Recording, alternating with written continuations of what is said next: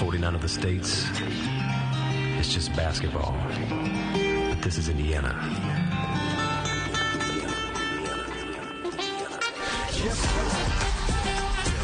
Here's Neesmith in the lane. On top, wide open is Turner, and it's 15-11 Indiana. Indiana trailing New York 22-20.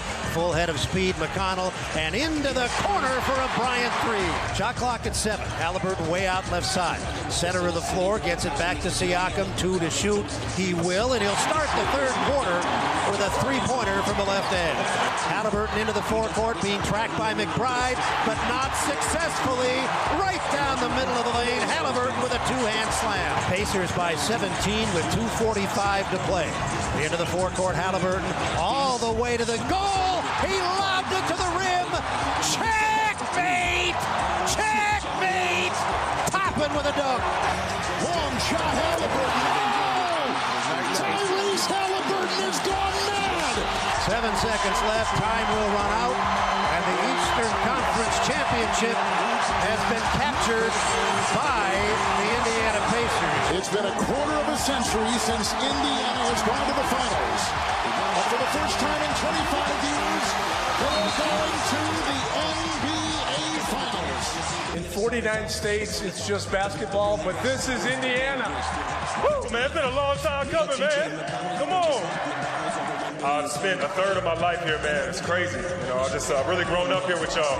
It's so validating just to get this in this fashion against one of our rivals 25 years later, and I'm just excited for what's next, man. We got 4 more. It's a special feeling to do it with this group. You know, we got to the same spot last year, fell short, and man, we just worked our tails off as a group to get back here, and just really proud of this group. The Ride with JMV, 93.5 and 107.5. The Fan. Got a lot in there. Boyle. Pacers Radio, Kevin Harlan, TNT. Our good friend, musician, writer, Josh Chalfant, who, by the way, will unleash this song, yes, sirs, his song, that we debuted last week across all of the social musical outlets coming up tomorrow. So we want to make sure everybody is aware of that. Now it's the time to make that thing hit big. Josh, thank you very much for it. Pacer fans, thank you very much. Listeners, thank you as well for hanging out on what is going to be an incredibly busy show. So I'm down there, and you know this because we talk about it, and it is part shtick, and I think part the fact that I don't blank with a streak. But Tom Sutton, that's Tommy S., who's the owner of Coach and Tavern, and we go to games together. We've gone to the postseason games together, and we are unbeaten together. And last night, I should say Saturday night, was yet another example of that. And it was yet another example of the way that this basketball team bounces back. They have accomplished along the way each goal and overcome every single obstacle. This hasn't been easy. We talked about a year ago. A year ago at this time, they got swept, and remember our conversation was, well, they gave Boston the best competition Boston had in the postseason, even in a sweep. It didn't feel like that, though. But again, a year ago, they like to call it gravy or playing with house money or having your cake and eating it too, whatever nerdy line you can use. But that was true. That's what it was. This, going into this year, rang a little bit different. And then they started out and they struggled. And then Willie Green moseyed out onto the floor, and Aaron Neesmith stepped on him down in New Orleans, and Aaron Neesmith was out for an extended period of time. Tyrese Halliburton looked more than gassed and a little bit injured. And so did this team. And got off to a rough start. And then anybody that had any thought about this team being able to do anything that would even come close to reclaiming the success they had the year prior, they were written off.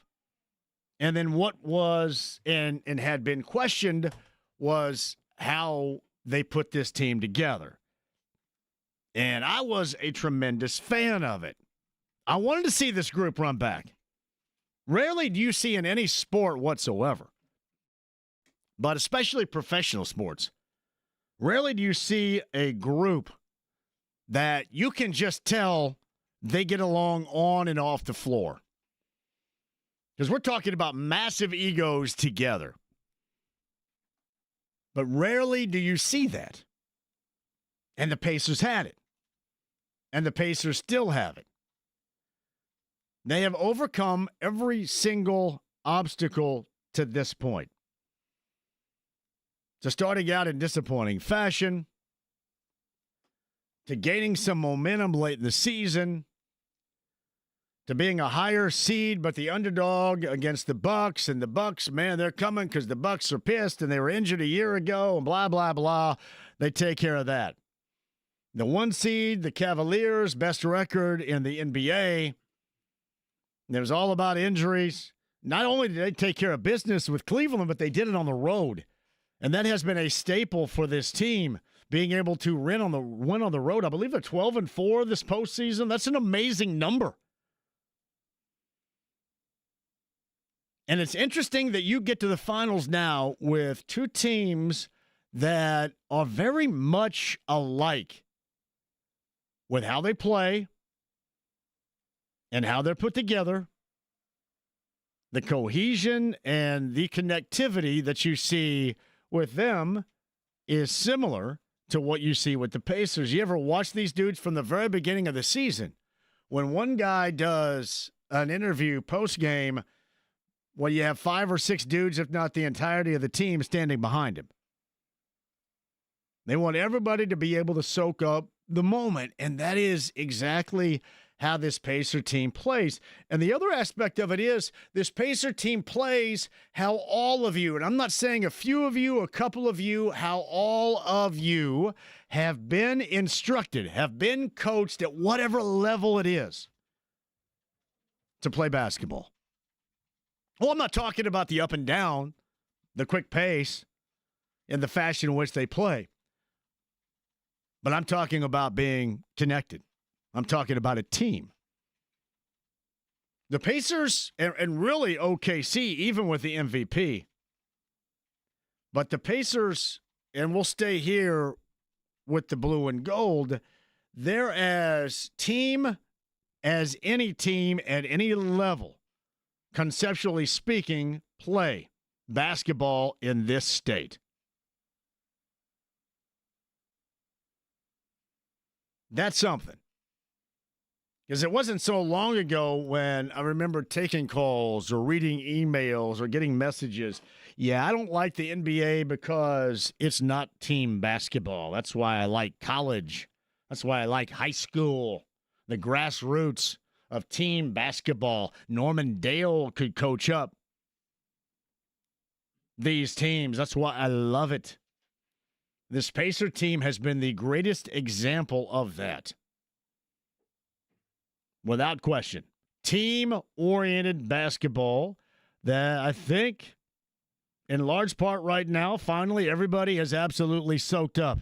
And as I mentioned, it is a rarity. I do think with both of these teams in the finals, and you hear everybody else talking about it now, but we talked about this going back to the start of the postseason. If this works, you're going to see copycats saying, all right, this is how we're going to have to cobble together our squads as well. Organizationally speaking, this is how we're going to have to put this together. Guys that get along, you have some players are better than others. Maybe one orchestrator or facilitator. You know, guys that do things in one area or the other better than others. But it is a team orientation. That's what they are. And an even better reason to be able to embrace this. And there's where we're going. The first time in 25 years, the Pacers are going to the NBA Finals. I remember all the way back to 2000, the excitement there. It was almost like it was a culmination. Everybody got on board in the 90s with the Hicks versus the Knicks and the success they had, starting with Larry Brown. And then going through Larry Bird and the Reggie Miller era. Remember, everybody started to get on board then, and it was near miss after near miss, and then they finally cashed in 2000 and then ran into the Lakers in 6 games and did not win it. But 25 years later, they're back. And as I mentioned, this is a much different era because this has all the feels of the very early stages and the beginning of something for Pacers and sports entertainment that you absolutely would pray for. You would beg for this. I know it's a tougher argument to make now because Caitlin Clark is injured, but still, compared to anybody else, look at both the Fever and the Pacers and what you have in the very early stages, and you tell me how many other squads out there may feel better about that combination. Now, I know singularly speaking, OKC feels really good about it. They not only go deep, they go fast, they play defense at the highest of levels, and they still have what all the dorks talk about is incredible optionality. They still have all that. Yeah, Sam Presti is the best at what he has done in the NBA for a reason, but don't get me wrong, you can look at it this way. What the Pacers and Kevin Pritchard and our guest Chad Buchanan coming up at the 4 o'clock hour have done has been absolutely incredible. Eric Garrison walked out of here after I asked who was executing the weeds in his yard yesterday that I watched, and he dropped what do you think is the most important deal we have seen with this particular era of Pacers basketball? And it was a really good question. A deal for Brogdon that brought in Aaron Nesmith, or a deal that involved Karis LeVert that ended up netting you Shepard and Nembhard, or, a deal that ended up getting you Siakam here. Those are all really good questions. And what is interesting, there's not really one defining moment, even with Pascal Siakam winning the Larry Bird Award for the Eastern Conference MVP. There's really not one defining, absolutely, this is it answer there, because you can get with all of them and how it is a necessity for this team to have each and every guy. And again, that's because it's what? It's a team. I have zero idea how anybody would be on board with this. And I know everybody's going to read and everybody's going to hear about nobody's watching the NBA Finals because it's two small market teams. What this also comes down to is just how much you love basketball. Listen, friends, there are some clown shows out there that just dig on the celebrity more. That dig on the names and the celebrity. This is about basketball. This is about a team-oriented love of basketball. And the series starts coming up on Thursday. I do want to get back to Saturday because I mentioned the Jake.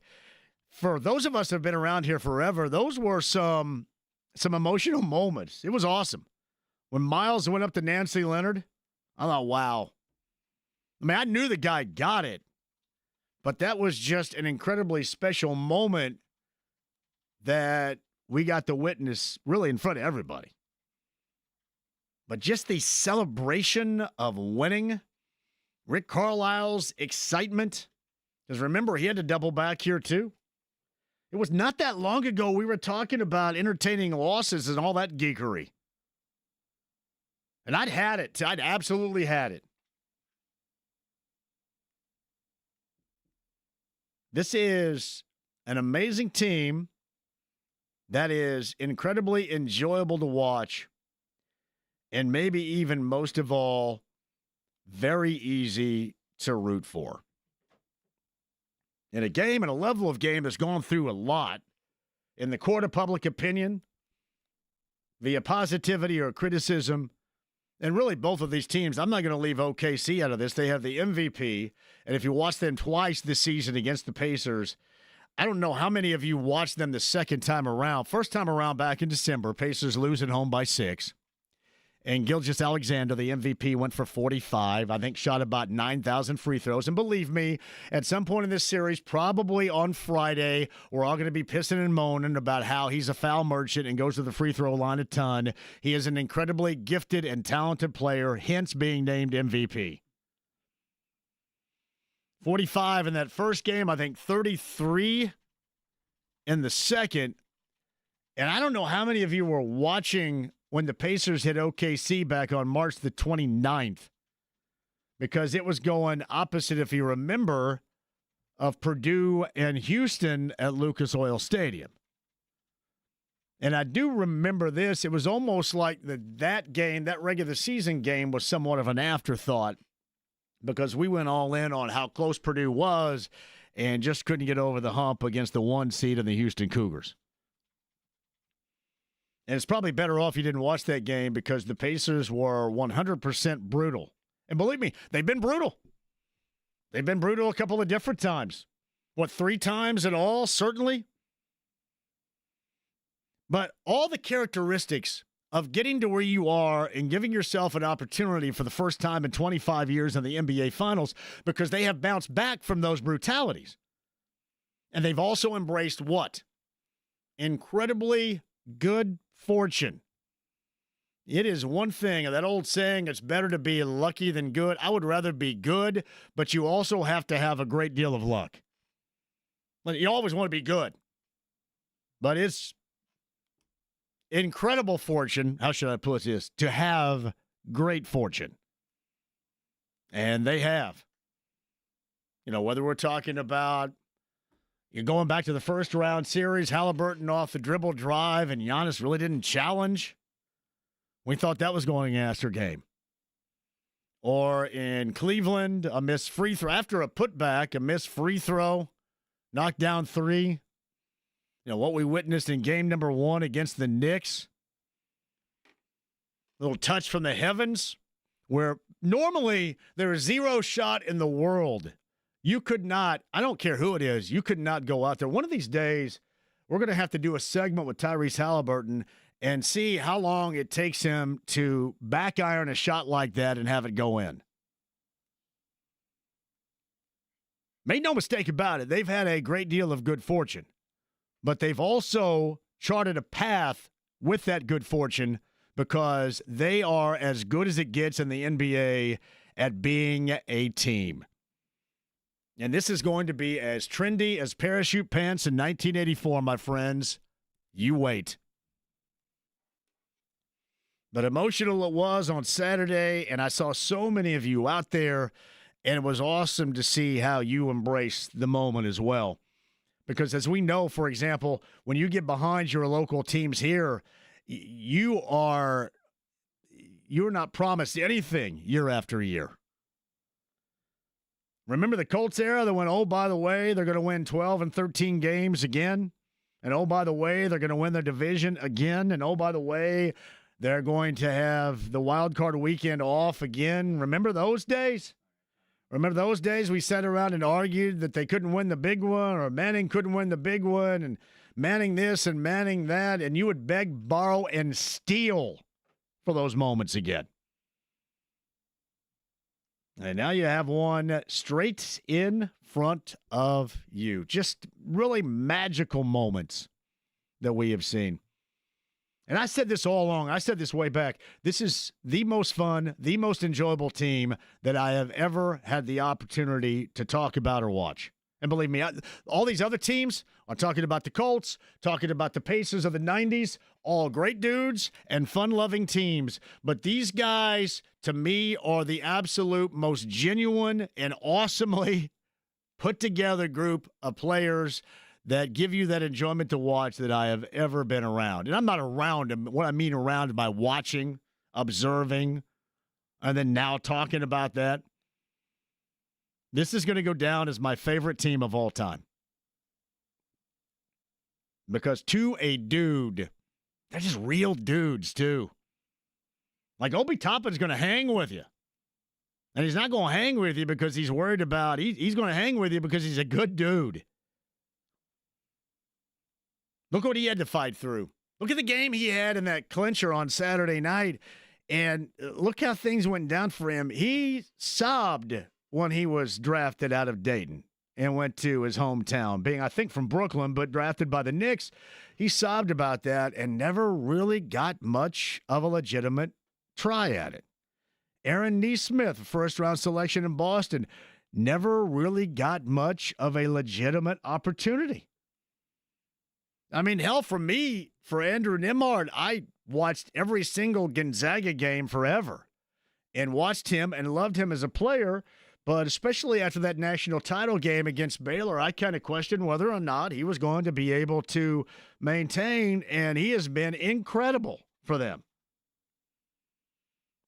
Pascal Siakam's been there and done that. Tyrese Halliburton was the odd man out, evidently, in Sacramento. And look how the fortunes have changed since that deal. Remember how many? Listen, I like Domas Sabonis, but is anybody going to revisit their comments when that deal was made? Should have been this and it should have been that. No, you remember?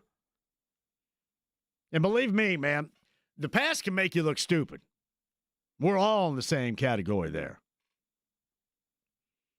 But a good, fun-loving team that you can get behind that also happens to have the highest level of success is pretty damn special. My friends, that's where we are today. That's what we're going to discuss. And I am going to get down into, I guess, what do they call it, the proverbial weeds of this matchup. And I know everybody's going to say OKC, and there's a reason why, because they're stinking good. But there was a moment in time in the Western Conference semifinals where the Nuggets kind of had them not fully, but a little bit on the ropes. Now that starts with Jokic. But what can the Pacers do to hang in outside of just being themselves? Because that's what we have seen. Over the course of the afternoon, we shall discuss that. We'll have some reflection going back to Saturday and this season, but also look forward to what is going to be, hopefully, an awesome NBA Finals. I think somebody, I don't know who it was, some dude named Tony this morning called the morning show, and this got me a bit of a sports arousal. It's really tough not to have one. It's like I'm hopped up on 95 milligrams of sports Viagra right now, James, walking around, because, I mean, this is just awesome as hell. I am having an absolute blast with you. But I heard Tony reference the wire-to-wire Reds in 1990, and this is why he did, not because the Pacers went wire-to-wire at anything, but because the Reds went in, if you remember, to the World Series, and it was going to be an A's sweep, and it was going to be a completely dominant A's team. And, yeah, they're going to start with Dave Stewart, and then they're going to come at you with Dennis Eckersley, and their lineup was incredible. And they got the Bash brothers and Connie Lansford in his weird-ass batting stance. Oh, man, it's going to be way too much. And when he mentioned that, I'm not trying to make at all the comparison with these two teams of those circumstances. I'm just telling you that there was a sports arousal when Tony was talking that up this morning. With a team like the Pacers, you never know. They can have a bad game, bounce back immediately. But it all starts with this, and we'll get into it coming up on the other side. Tyrese Halliburton needs to be the Halliburton that is focused on his own and helping others, aggressively speaking, from the jump on Thursday. That's the other thing this OKC team does. They throw a lot of bodies. He's going to see Dort. He's going to see Caruso. It's kind of weird, too. You guys are going to get all mad at Gilgeous-Alexander for going to the free throw line, and he's going to be referenced again as a free throw and a foul merchant. But you watch this team, they're fun as hell to watch. It is a talented group that, much like the Pacers, come at you in a variety of areas, I should say. So Halliburton's going to see Dort and Caruso, Siakam and Holmgren. By the way, Chet Holmgren didn't play in either one of the two regular season games. Hartenstein and Miles, probably. Who are we going to see? Gilgeous-Alexander. Well, you know that Nembhard's going to get him, maybe Neesmith a little bit. Should be hell. Starts on Thursday. Quick break. We'll come back. Your calls on the other side, too. I mentioned the show. Chad Buchanan, the Pacers general manager, top of the 4 o'clock hour. Eddie Gill is going to join us at 4:30, former NBA guard, Pacers radio. We've got Stephen Holder, his normal Monday slot, and Tom Crean, I'm assuming, is rather euphoric. Not so much because one of his players lost on Saturday, but the gains of another former player living in the moment and making it happen when his number was called. Talked to Tom Green about Thomas Bryan and that performance on Saturday coming up at 5:30 today. Don't go anywhere. The stream, the app, it's HD Radio. Matt and Matt at the AAA Membership Lounge via YouTube Live. Let's everybody jump on board. I am ready. Once again, I had a great weekend, so let's have a hellaciously awesome week, and hopefully we get some live shows out so we can all hang together as well. Do not go anywhere. The stream, the app, HD Radio, the AAA Membership Lounge via YouTube Live, and 93.5 and 107.5 The Fan.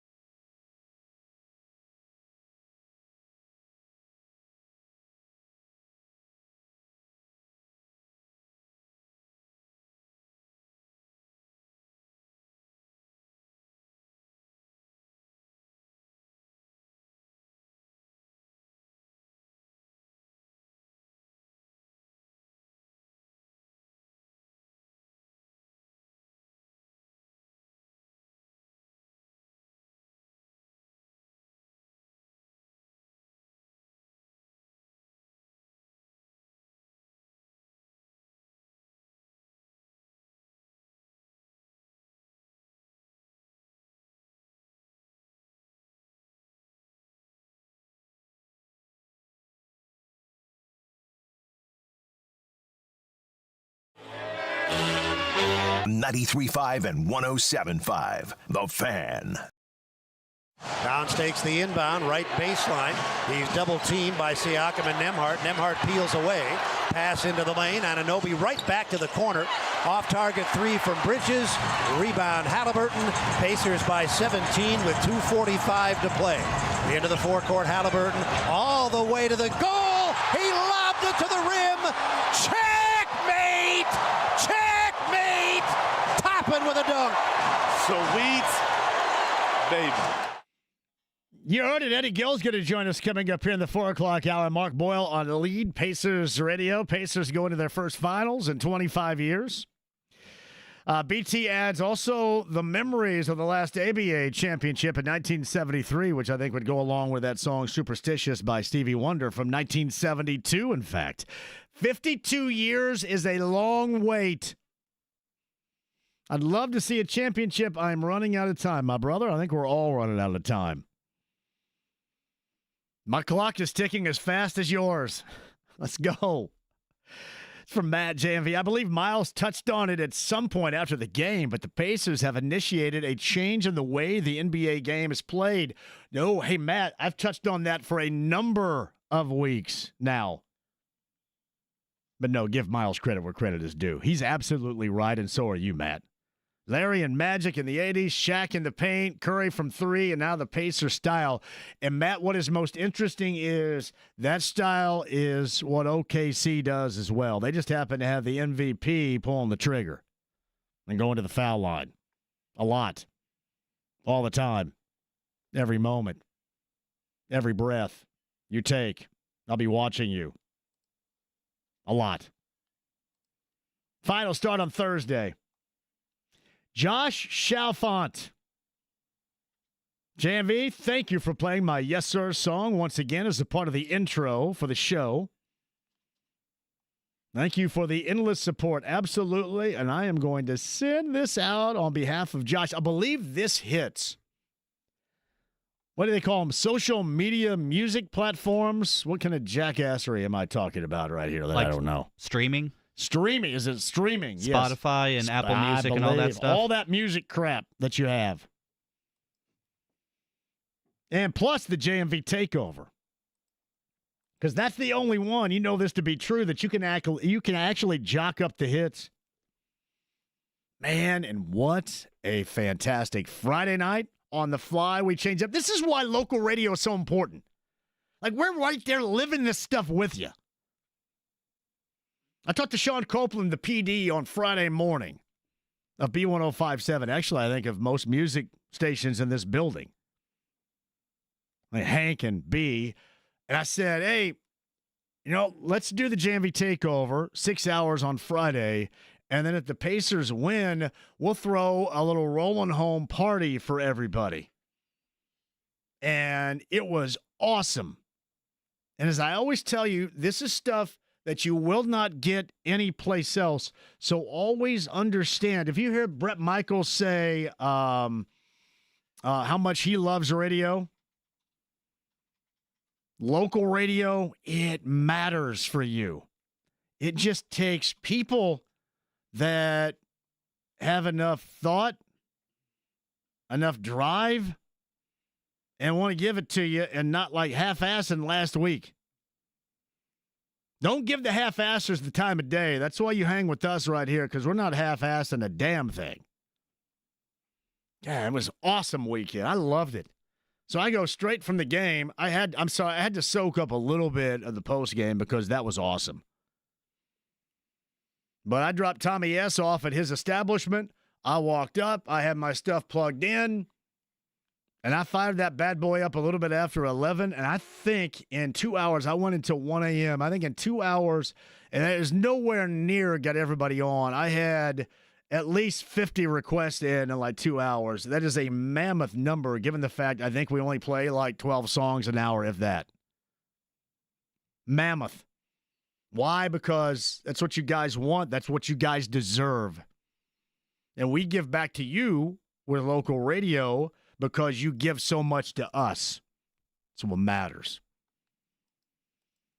Much like the Pacers, never going to half-ass it. Brandon writes this. I wonder what the feeling is in Oklahoma City about playing the Pacers instead of New York. I would say this, Brandon. I don't think they care because they feel as if they're becoming anointed to a spot that everybody has kind of charted out since the beginning of the season for them. Brandon, if that makes sense. And believe me, they've been worthy of it because they have been good. Cleveland's record was the best of the NBA, but I think given on both ends of the floor what OKC brings, and they had to navigate a lot of the season without Holmgren. I think actually in the first game, I don't think Caruso played either, and he's a fly in the ointment. He's a monkey in the wrench. So this is going to be they believe that this is a rite of passage for them. And it's going to be up to the blue and gold to break that stride. We'll tell you how coming up over the course of the afternoon. And 239-1070 is the number I mentioned. Chad Buchanan, the Pacers GM. He's helped put all this together. I'm going to ask him, what deal stands out to him as far as getting those pieces to help put his team. I know how he's going to answer it already, but I'm going to ask anyway. And I'm going to see if I get a text here before the top of the hour saying, well, you can go ahead and ask, but here's how I'm answering. Tommy's at 239-1070 right now. Tommy, hello.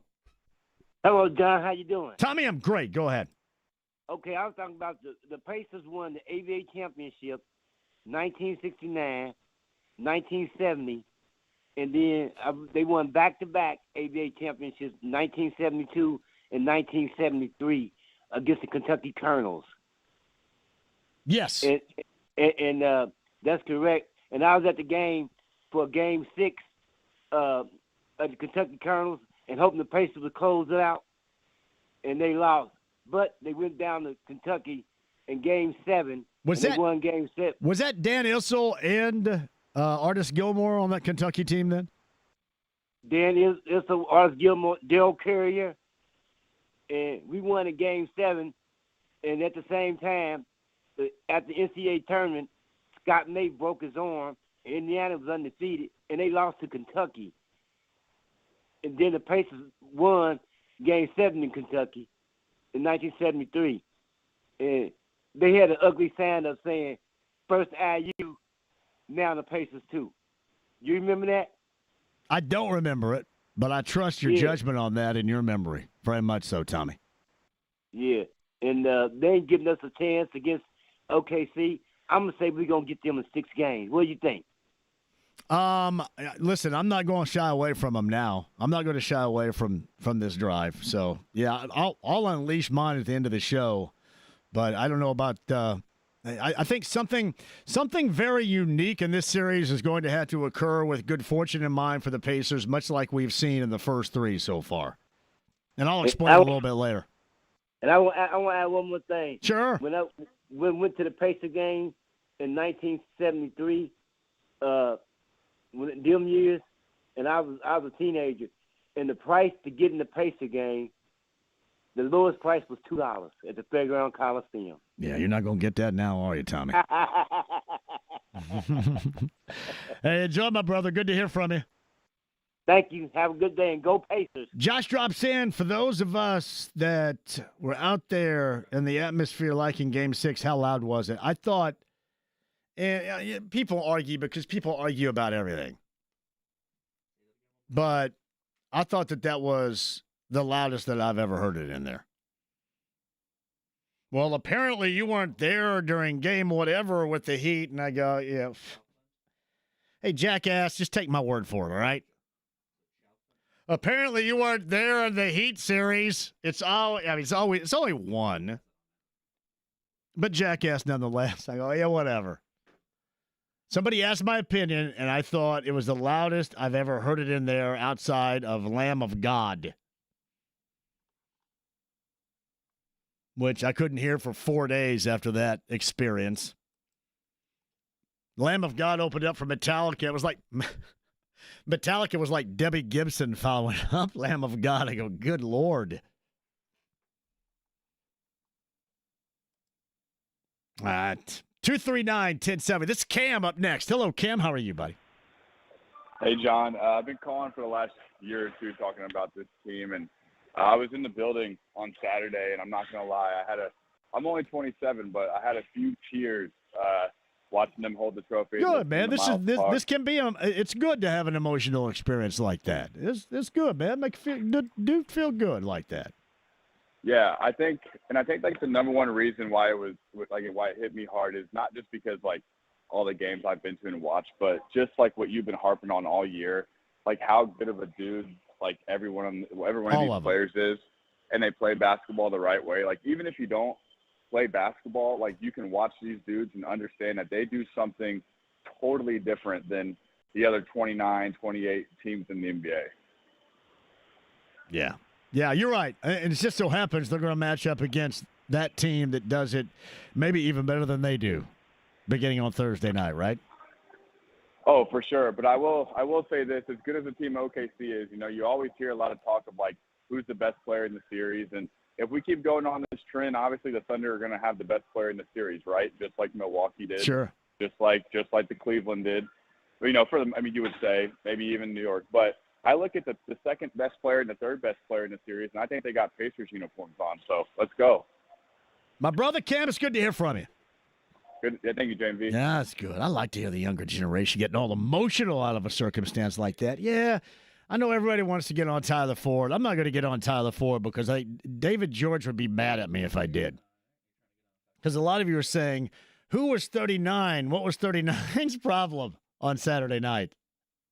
Actually, Tommy S. next to me, who's this 39? 39, everybody's yelling at 39. Yeah, 39 would have been T. Ford. I'm not going to get on him, though. I felt bad. I think the last time I got on him, David George called me to the carpet. I felt bad. 39, what's wrong with you, 39? There's no need to have that conversation. Here's another conversation that there is zero need to have. Quickly before the break. JMV, I always have Turner's back in arguments, but he averaged 3 to 4 rebounds a game against the Knicks, getting bodied and can't rebound. Do you think that's a problem for a center? I don't know if he's worth signing for a lot of money.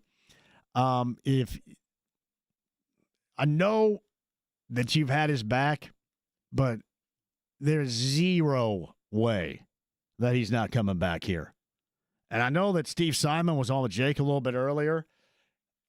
I can just sit here and tell you this right now. Going as far as they're going, and if I have to hear 1 ounce of dialogue about not going here to this apron of the tack, all this H&R Block geekery that nobody wants to hear around here. You want to hear that you're putting together the best team possible. I'm sorry. I will go ballistic. Ballistic. It's not just about Miles. It's about everybody. Again, this is not a conversation for right now, but it's about everybody. This has been way too damn good of a thing and could be even better.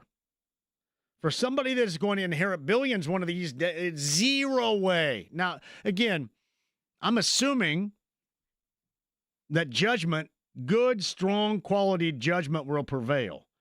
I'm just telling you right now, if I have to hear a damn, like Brian Windhorst is talking, well, they're going to have to make a decision on this. Yeah, on that decision. Here's the decision that's going to be made. It's going to be me on your ass every single day if the right one doesn't happen. That's what it's going to be. There's your decision. I'm all for basketball decisions to make you better. But I don't want to hear a damn word about anybody's financial situation. Yeah, allow me to show you mine. Wait a minute, there's a financial situation. All right, Chad Buchanan, speaking of which, at the top of the hour, probably cringing right now listening to the show. Eddie Gill still on the way. Tom Crean, Stephen Holder, don't go anywhere. It's a Monday. The stream, the app, HD Radio, the AAA membership lounge via YouTube Live at 93.5 and 107.5 The Fan.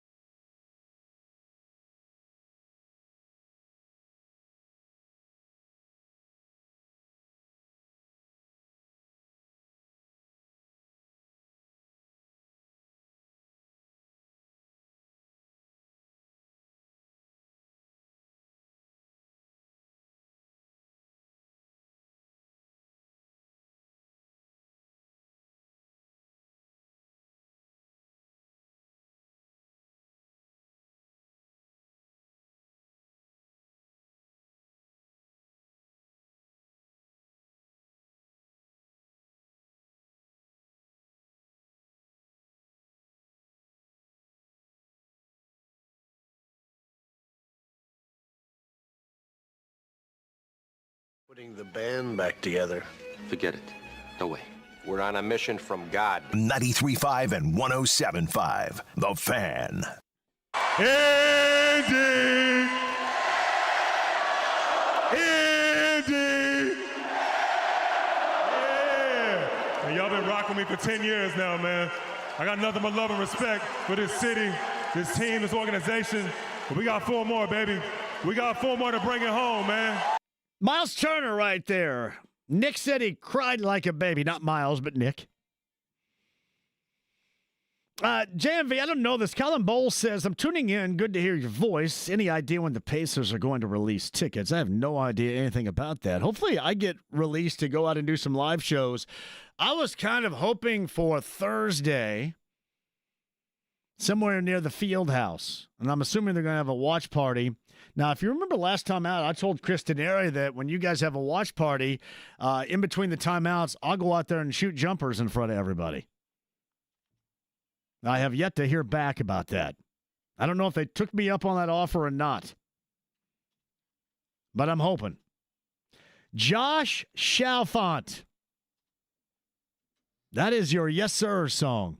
I've heard it. Someone called and said it's pronounced Chalfant, like Chalfant. Like he said Chalfant. What? Someone called and said that that's how it was pronounced. He's going to have to call back in and make sure. Now, if there's one thing that everybody knows about me, I will butcher a name. I thought sure he said shall, as in shall. He spelled it phonetically for me. He may have. I mean, I kind of have already somewhat forgotten how the guy told me how to pronounce it on the phone. Chalfant. So. All I remember is he said... Oh, yeah, we got to listen to some guy on the phone. I'm just joking. Chud like a choo-choo train is the only thing I really remember from the phone call. So, well, Josh has got a hell of a song called Yes Sirs. He's going to put that out on streaming platforms for music tomorrow. And you guys can go crazy with that bad boy. Actually, I played it on Friday. That's when we debuted it here. Played it again on Friday night on the JMV Takeover, then after on Saturday, which was outstanding. Chad Buchanan, the general manager, going to join us at the top of the hour. 8:30 coming up on Thursday. Tip time, 8 o'clock coverage begins right here on the Fan. Pacers and the Thunder from what they like to call Paycom Center. I know it's tough. I know you want to try to find some reasons to be mad at OKC and get into them. Gilgeous-Alexander will give you plenty of time because he'll shoot 9,000 free throws. You thought you were mad at Brunson. You just wait. Like right now, like Brunson's that little appetizer. He's the blooming onion. He's the chips and the salsa. Wait until you get the main course with the MVP. Yeah, I'm not trying to inspire you to be pissy about something. I'm just telling you it's coming. There's going to be a reason. You think Brunson goes to the free throw line a lot. I'll tell you what, though. I would take the description of foul merchant if I were in the NBA. It's interesting how many relatables they are between these two teams, especially in terms of team and how they all get along. Chad Buchanan put this thing together along with Kevin Pritchard. Remember Kevin Pritchard for Executive of the Year was not in the top 12. And then a guy from Sacramento, Monty, whatever his ass's name is, got canned. What are all these nerds doing? Seriously. Nerds, what are you doing? Not in the top 12. Chad Buchanan, though, is going to join us on the other side. Eddie Gill, Tom Crean, Stephen Holder. Do not go anywhere. It's 93.5, 107.5 The Fan.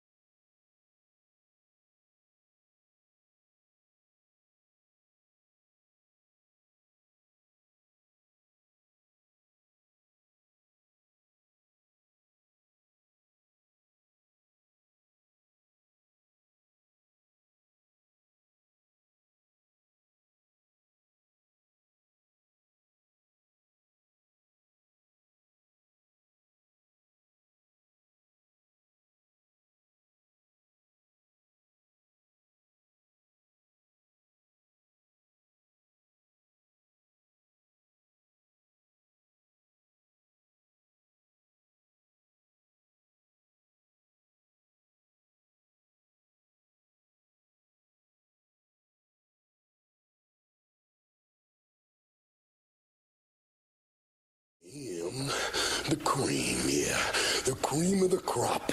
And there is no one that does it better. 93.5 and 107.5, The Fan. McBride gets it ahead. Here comes Hart in the lane, floats it toward the hoop, fired it off the back of the rim, and the rebound to Halliburton. Halliburton into the forecourt, being tracked by McBride, but not successfully. Right down the middle of the lane, Halliburton with a two-hand slam. Talbot makes that play happen on the defensive end. They had a two-point opportunity with the 2-on-1. NBA Finals begin coming up on Thursday, 8:30 in Oklahoma City. Pacers and the Thunder, 8 o'clock, your coverage begins here. That was Eddie, and that was Mark, and that was from Saturday night, the clincher of the Eastern Conference Finals. And the Eastern Conference Championship going to the blue and the gold in front of what was an absolute raucous, packed house. It was awesome for the old schoolers like me, for the new schoolers like Cameron, who called in a little bit earlier. Speaking of which, you guys can phone at 239-1070. That'd be great. We'll talk with you over the course of the afternoon. Eddie Gill, bottom of the hour. Tom Crean and Stephen Holder in the 5. But on the Andy Moore Automotive Group hotline, he is the general manager of the Indiana Pacers. He is Chad Buchanan. Good afternoon, Chad. Shall I ask, how you feeling?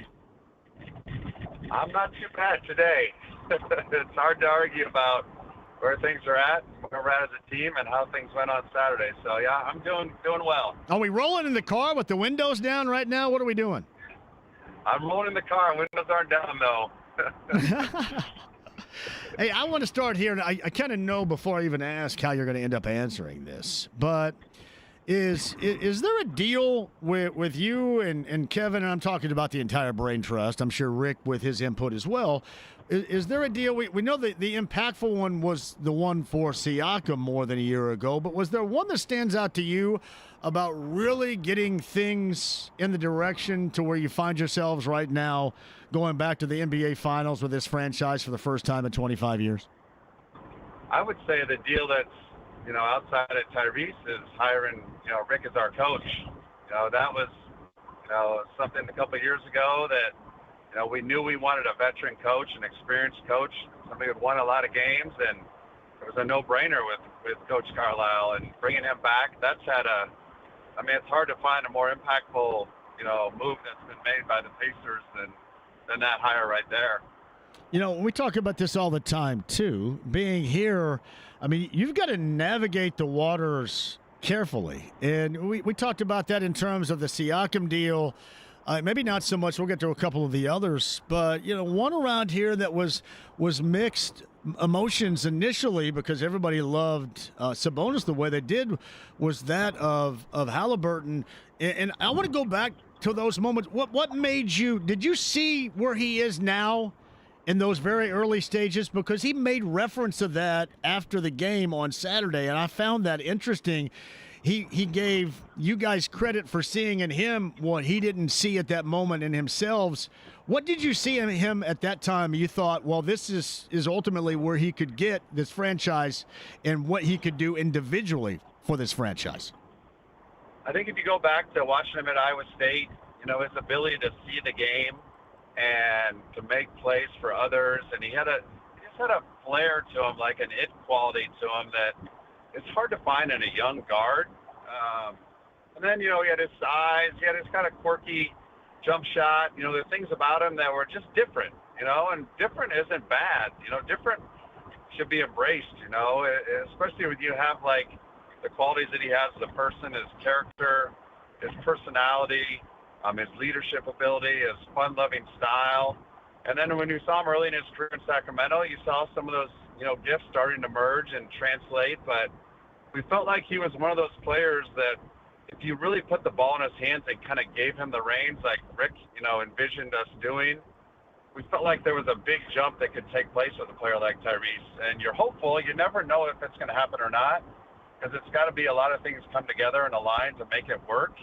But, to Tyrese's credit, he came in and embraced the change. I think he was, disappointed about being traded, but he's also excited to be embraced by an organization, a coach, his teammates, and everybody that wanted him here and wanted to let him blossom into something that, we thought he could become. And I think, It's become from an awesome family. I mean, mom, dad, his brother, his whole family is just great people. And it sets the foundation of somebody that could blossom into something special. And you're seeing it right before your eyes right now, what he's done in this playoffs. And since day one he got here as a Pacer, it's been just a joy to watch him grow into what he's become. And I think there's even more left for him to turn into. It's Chad Buchanan, Pacers general manager. Pacers and the Thunder coming up on Thursday, game 1 of the NBA Finals.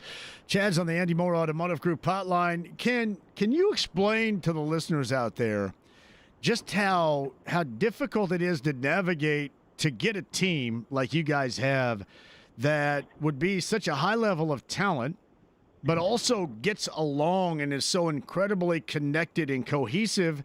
And then to add to that, how in the world you get 2 of those teams in the finals? Because I think OKC has a lot of qualities and similarities that I just described that your team has. Oh, that's a great question. I think the first part a little bit is just pure luck, is getting like good character people in your organization to build kind of a climate, to have like a good culture, but then to have the chemistry and the get alongness that our team has. It's really the personality of every player in that locker room. And it starts with, the veteran guys are very inclusive of the younger players. They try to help them and develop, because they don't treat them as like, young players that they need to like haze. They treat them as young players that can help the team, that they've been in their shoes before. So TJ, James Johnson, Pascal, these veteran players have really taken our younger guys under their wings. And then you got some great personalities in our locker room. Tyrese, has such a fun-loving joy about him. Obi is the same way. TJ McConnell, obviously, all these guys they're just guys you want to be around. And I think it's, that creates like a bond with everybody. And when you have, the guy who's playing at your position is maybe behind you or in front of you, and you're one of his best friends and you get along, it just creates for a lot of good vibes with your team. And, whether you can have that every year to year, you never know. We took a chance that we'd have it again this year because we had it last year. And I think, it's proved to be right. This locker room, they love each other. They support each other. They root for each other. And they're in it, together. They put all their egos aside. And, you mentioned OKC. I mean, they're a phenomenal example of exactly that. I mean, you watch that team play together. There's obviously joy in each other. And they're a young group. And, you can tell there's a lot of chemistry off the court and on the court with them. And that translates into the game of basketball, not just all sports. Like, when you like the person next to you that you're competing with, and you want to support them, and you want to make them look good just like they want to make you look good, that just elevates a team to another level. And I think, our 2 teams are, like you mentioned, perfect examples of that. All right, by the way, I do want to rephrase something you just said, if you don't mind. When you said luck, I don't want you to give that to good fortune or luck. Just give the credit to Ted Wu instead, okay? Hey, Kevin Pritchard's the one driving this bus. We're just following so just riding along for the ride. I will say this. I brought up the term good fortune before you came on. It's amazing. I would always rather be good than lucky. But the good fortune that you also have to have tagging along or riding shotgun with you with a run like this or a run of any kind, it's also amazing in reflection to see how you get there and how those circumstances of good fortune help change things dramatically. I think back to 2 shots, and obviously they're tremendous shots made by the same player. When Tyrese made his 3-point play against the Bucks in the regular season at the end of the game, and ended up being a foul and one, that created like a belief of that game is never over with this group. I think they just felt like just something special about this group when a game is coming towards the end and you feel like it could go either team's way, or you feel like you're in a hole you can't get out of. That shot created a belief with our group. And then obviously the shot in game 1 against New York. If that doesn't go in, who knows? We might be, and I might be walking out to the bus to go to Madison Square Garden right now for game 7. Like, one shot can change so much. One play can change so much with a team and a season. And for us in this playoff run, it's just amazing when you think back. It's such a long season. There's so many things that happen, but you can pinpoint little specific things that happen that create something that can lead to something bigger and better. This is probably for the marketing department one of these days, or at least for my marketing department. after, let's just say, for example, you guys take it home and win that title, I would love to do something with Tyrese to see how long it would take him to do that shot over again in Game 1 against the Knicks. I think that might take him weeks to. I don't know, honestly, if it were to ever happen again like that. That's how amazing / miraculous that bounce was. That's incredible. Absolutely. It had to hit the perfect spot on the back of that rim to do what it ended up doing. All right, it's Chad Buchanan with us. Where do you tell, or how can you, when do you identify when your team is playing at its highest level? I'm not trying to keep you at a ceiling here, but just when you know things are humming to a point where maybe it's at its best at any time we have seen recently, what are they doing at the top of that list? I would say it's the pace of our play, because when we play at a pace of, high pressure, high pace, the ball is moving, the bodies are moving, and we end up with high shot quality. And whether we make shots or not, that's, game to game. But when we're playing with a pace, there's a different energy to our entire team. It creates more of a defensive presence for us as well, because we're playing up and down. We feel like we're wearing on our opponent, and that creates more of like ball pressure on the defensive end. You see Aaron and Drew and TJ and even Pascal, they're pressuring the ball because they feel this energy that's generated from our pace of play. So I think that's the one thing that really defines our team is when we're moving up and down as fast as we're capable of, the shot quality increases, our points increase, our efficiency increases, and our energy on the defensive end increases. Well, I was going to ask that too. The profound effect it has defensively, because you just mentioned it, the efficiency overall, because there's such a lack of a margin of error for the opposition when you guys are humming at the pace of play in which you want. Now, I'm curious, how does that compare to what you see in the way that OKC? Because if there is a team on the NBA landscape that's capable of matching that or maybe even surpassing that pace of play, it will be the ones in which you're matched up against in the finals, the OKC Thunder. How was that difference, I guess, than what we have witnessed so far with your teams on this course? Yeah, I think the three teams that we played in the playoffs anyways, in the East are different style of play, different rosters, obviously, different, makeup than what we're going to see in this next, final round. I mean, the Thunder, they have everything you need to win a championship. They've got a terrific coach. They play fast. They create turnovers. They're one of the historically best defensive teams this league's ever seen. They've got the MVP of the league. They're young. There's no weak link to them. And so you're going to have to play your very, very best to have a chance to beat them. You can't have a decent game and expect to beat these guys. And they have different ways to beat you. They can beat you with their offense. They can beat you, like you mentioned, by playing up-tempo with you. They can lock you up and shut you down defensively and beat you in a grind-out game. You just have to be at your best on both ends of the floor to beat these guys. And, our guys believe that, any challenge in front of them, they can attack. And there's self-belief in our end, but they also know this is the biggest challenge we've faced to this point, and there's no bigger challenge than playing a team that just has won 80 games this year. So, but that's what the championship and the finals are supposed to be about. You're supposed to be the best team. If you want to be a champion, you got to beat the best, and that's what's sitting in front of us, this opportunity. Yeah, you and I were joking in text on Tuesday night about trying to check Brunson or, what to do to guard Jalen Brunson. I'm curious, are there any similarities? And I guess I bring this up because Gilgeous-Alexander goes to the free throw line a great deal, and I was trying to prepare everybody that hasn't watched, and I'm assuming most have, but he goes to the free throw line a great deal. That is a quality of his offensive and certainly his MVP type of season. We were joking about how to guard Brunson. How do you deal with a guy like SGA, especially in terms of how he wants to deal with you offensively, and that's in particular getting himself to the free throw line? Yeah, he's a fantastic player. I mean, just a fantastic talent. He's a little different in Brunson in that he's bigger. He's a little harder to rev him up and speed him up. He plays at his own calm, steady controlled pace. His mid-range game is as good as there is in the league, but he's also got the threat of getting hot from the three-point line. And like you mentioned, he's great at drawing contact and manufacturing free throws. And, Brunson's more of a kind of a bruising, tough, gritty, smaller guard that, Drew, Aaron can kind of match the physicality against him and over the course of a long series try to tire him out a little bit. I think you saw that the other night with what Drew did to Jalen in Game 6. I think Jalen, just the wearing of, Drew's just always there bumping him. He's always, every dribble, every pass, every step, running back, on offense or defense was hard for Jalen.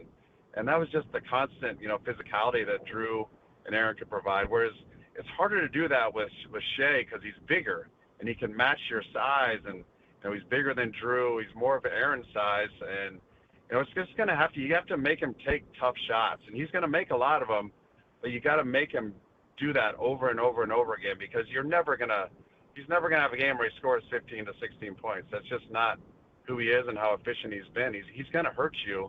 You just got to manufacture, other ways to make him work defensively and force him into harder shots, maybe a little further out than he wants to shoot it. But he's a fantastic talent, and he's the MVP for a reason. And our team and our coaches have so much respect for him, and he's going to be a load to deal with.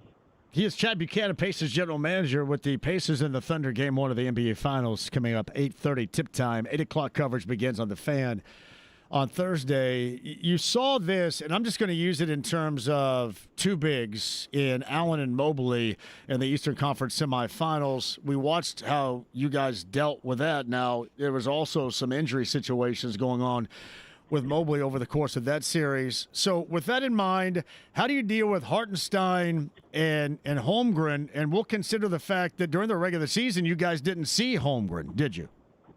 We did not. Those two guys, Isaiah and Chet, really complement each other very well. Isaiah is a terrific bruising, rebounding, screening, short rolling center that knows exactly what he does well and he sticks to it. And is a high IQ guy that obviously we faced in the playoffs last year. And he's a guy you got to just match his physicality with because he's going to hit you. He's going to attack the glass. He's going to screen you. You got to be ready to match his physicality. Whereas Chet's got more versatility to him in the sense that he can block shots. He can score around the basket. He's got a three-point game. He can attack you off the dribble. And his size is a problem. His size and length is a problem. And, the Cleveland bigs are a little different in the sense that, they're more of a skill, athletic kind of front line, whereas these guys are more complementary of each other. And, one gives you something that the other doesn't. And they're a very, very difficult matchup for us. And, I think Pascal and Miles are, up for the challenge, and they've just got to find ways to be effective because they impact the game, both those guys on both ends of the court. And our guys are going to have to play both ends of the court against these two bigs. I'm writing all this stuff down to stay smart here for the remainder of this series. And I wanted to go here as well because Caruso didn't play in December, did play in that March effort in OKC. It's weird around here because you guys were in OKC and Purdue and Houston were playing at Lucas Oil Stadium in the regionals at the same time. So that dynamic was kind of odd for a lot of people, I'm sure, around here. But the reason why I bring this up is Caruso had 19 minutes in that regular season game with you guys down in OKC. He has been getting a lot more clock here in the postseason, especially recently. So I'm assuming he's going to get Halliburton and Dort's going to get Halliburton, and the usage of Caruso and how they're doing it here in the postseason. How does that differ from what you witnessed during the regular season? Yeah, Alex Caruso is such a great weapon for them because he literally can guard almost any player in the NBA. I mean, you saw in the playoffs, they had him guard Jokic in the playoffs against Denver. He can guard Tyrese. He can guard Brunson. He can guard Pascal. I mean, you can put him on any player in the NBA, which is such a valuable tool to have. And as you see these playoffs evolve and coaches find matchups that really work in their advantage, they go to it over and over again. So a player like Alex, who maybe plays less minutes in the regular season, they get a playoff series and they find a matchup that he has a real impactful, advantage over. you see his minutes spike up, and you see it really impact a series. So, and he's not the only one on that team that has so much defensive versatility. Lou Dort, you mentioned, he's an all-NBA defender. Yeah. Rugged, physical, tough guy who's really developed, over the years there. He's close friends with Benedict, ironically, both Montreal natives. So I know Benedict's looking forward to, the competition there. But, Cason Wallace comes off the bench, is a fantastic defender. Shea in himself is a good defender, and Jalen Williams is no slouch. I mean, they do not have a poor defender on their roster, which makes them really the most unique team in the NBA. Is they have so much depth from a defensive standpoint. When you think of depth, you think of how many guys do we have that can score. Their depth is on the defensive end. They have so many guys that they could throw on to Ty. They could put 4 or 5 different players on Ty over the course of a game to try to wear him out. So it's a very unique roster that they've built, and obviously they've won a lot of games with it, and it's going to be, like I told you, a massive challenge for us. Do you expect them to go 5 deep, 4 deep? The one thing I did notice, I guess, recently is I think he's a good player off the bench, too. You didn't mention Isaiah Joe. We can get into that. He's a three-point shooter without question. His minutes, and I'm just going by, the games with Minnesota that were of consequence, I guess. His minutes has dropped. I mentioned that Caruso's minutes are on the rise. Cason Wallace's minutes are right up there with that of Caruso. How do you expect them to utilize their bench? Is it going to be similar to what we saw in the West Finals, or completely different considering the circumstances of the Pacers? Yeah, I'd anticipate them using quite a bit of their bench in a series with us, just because, the pace we play, the amount of players we utilize. I think they'll probably try to keep their guys as fresh as they can. Isaiah Joe is a great example of, he's a terrific shooter. And there's certain matchups in certain series that maybe, another player makes more sense, but I expect to see him. Aaron Wiggins is a great player off their bench as well. Jalen Williams, Kenrick Williams, they've got a lot of guys that they could throw in there that they're comfortable and confident with. And I'd expect we'd see more players against us than maybe you saw the last round for them.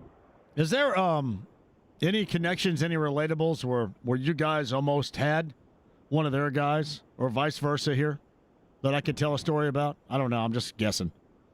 Gosh, that's a good question. I wish I could say we almost had Shea, but that never happened. Off the top of my head, there really is not. We haven't been drafting kind of in the same areas as them, so we haven't necessarily been looking at the same players in the draft, and we haven't really battled them on a free agent either. So I don't think there's really any crossover with their roster and ours in recent history, anyways. Is Sam Presti an evil genius, or is he actually a good guy to get to know?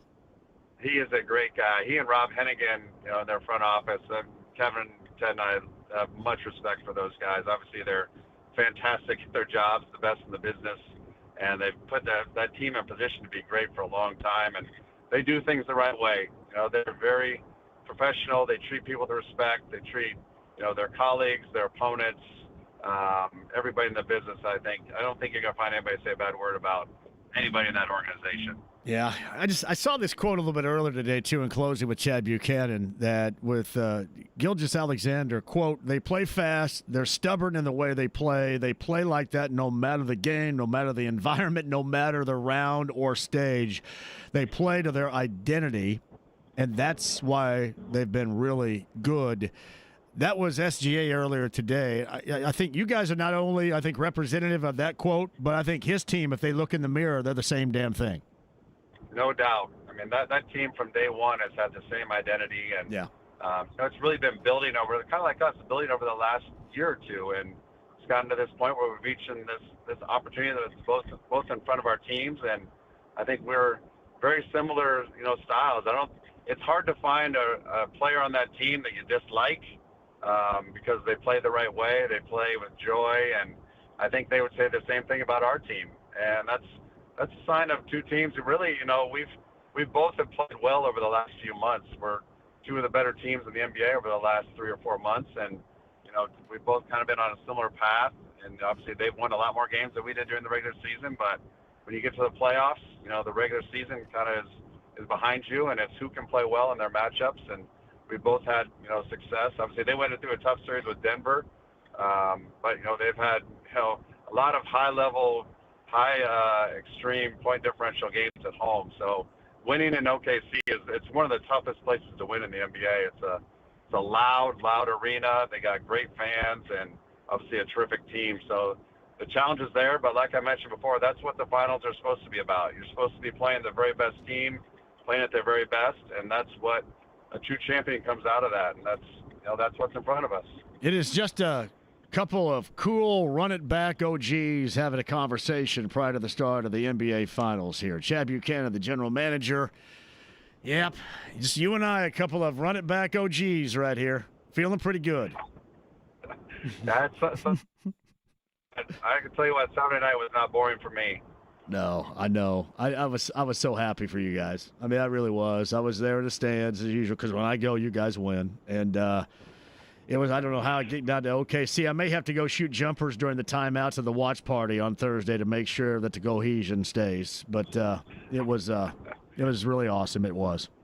So. And it was, I think for everybody within our team, our organization, to have the fans, experience that, because there's nights where it's a Monday in January and we're playing the Memphis Grizzlies or whoever, and I see fans that are there through thick and thin. To see them experience that on Saturday was such a cool night for so many people, and not just our team, but our ownership, our fans, the community of Indiana, our alumni. Like, I love seeing all of our past players at our games, especially this last round. That is one of the coolest experiences to see, Danny Granger and Jermaine O'Neal and Rick Smith, all these guys at our game cheering for us, wearing their gold shirt, that is just, I have to pinch myself when I see those guys up on the big screen, and I know our players, it means so much to them to have alumni, in the building, sitting courtside, cheering them on, because those are guys they looked up to, and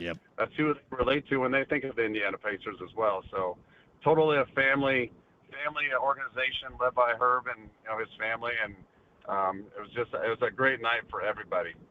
I'm very happy for you. Congratulations on the work so far. Go get them in the finals, and we'll stay in touch, man. Could not be more happy for a group, including yourself, of really good dudes, man. That's something everybody around here can get behind. Chad, I appreciate you, man. Go get them. Thanks for sticking with us, John. Always, brother. The run-it-back OGs right here. We can never leave. Take it easy.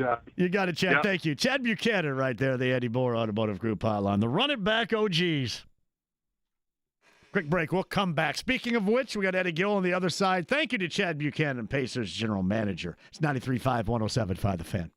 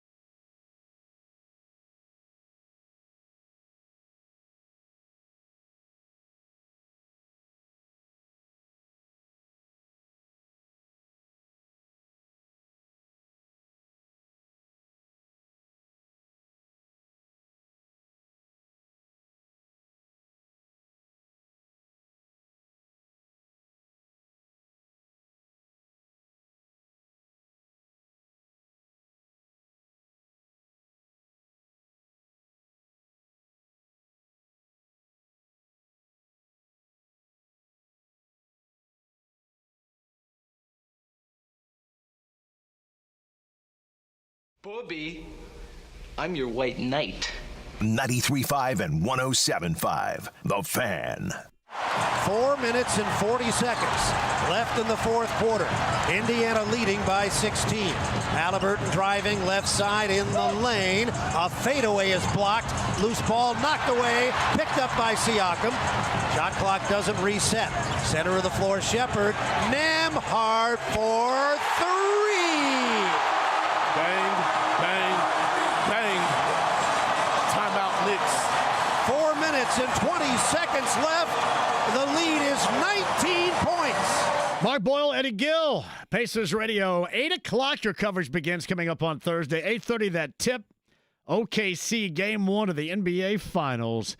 It is your Eastern Conference champion Pacers and the Western Conference champs, the Oklahoma City Thunder. But joining us now, the Andy Moore Automotive Group hotline. He's a former NBA guard. You just heard his voice as a part of that clip from Pacers Radio. He's our friend Eddie Gill. Hello, Eddie. How are you? I'm good. How's everything? What makes this team so resilient, so good at the bounce back? Well, first of all, let's just acknowledge the fact that the Indiana Pacers are going to the finals. I know, buddy. I should give it. I like a couple of the run it back OGs just were on together. That's me and Chad Buchanan, because I was big run it back with this group fan, and that's paid off, and obviously so was he. It is funny the way this cohesion is built, and I think that brings to your answer here on why they've been so good at bouncing back after games that are certainly less desirable than others. Yeah, their familiarity between the team and the comfort levels they have with each other in terms of encouraging, holding each other accountable, believing in each other. It definitely has a strong factor, and in terms of why they are able to hang in there in those adverse situations, stay resilient, and come out with positive results more often than not. They just got a tough-minded group, and they just continue to go after it no matter what's going on. How rare is that at that level of any sport, much less the NBA? And then how rare is it to have two teams that are very similar with that in mind squaring off in the NBA Finals beginning Thursday?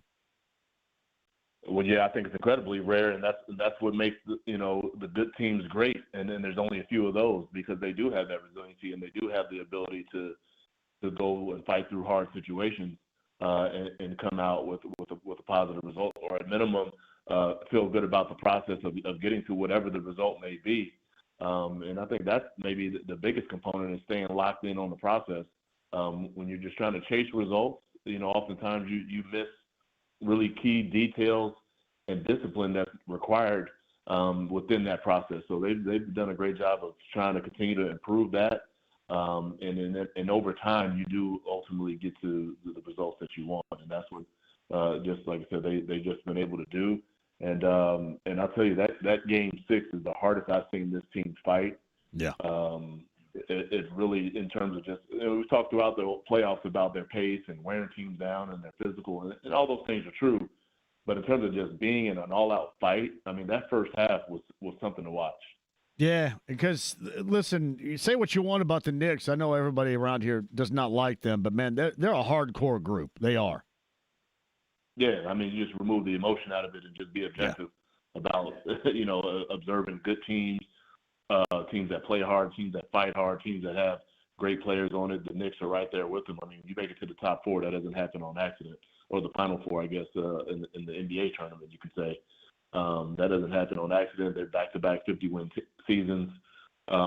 We know how hard-nosed of a coach Tibbs is, and it's really just spread through that team. So the Pacers were definitely – I wouldn't say they were up for the challenge. They surpassed the challenge, because I thought once you got into the second half, and I even mentioned it at halftime when talking to Boyle, I said this second half is going to be about who was the tougher-minded team, who was going to stay in the fight longer and fight as hard as they did throughout the game, and the Pacers were able to do that. Is there I guess I'll put it this way, it's a term of endearment in this case, but is there a bigger pain in the ass on the defensive end individually than Andrew Nembhard can be? Because he's put together something that just not a lot of guys have at that level of basketball.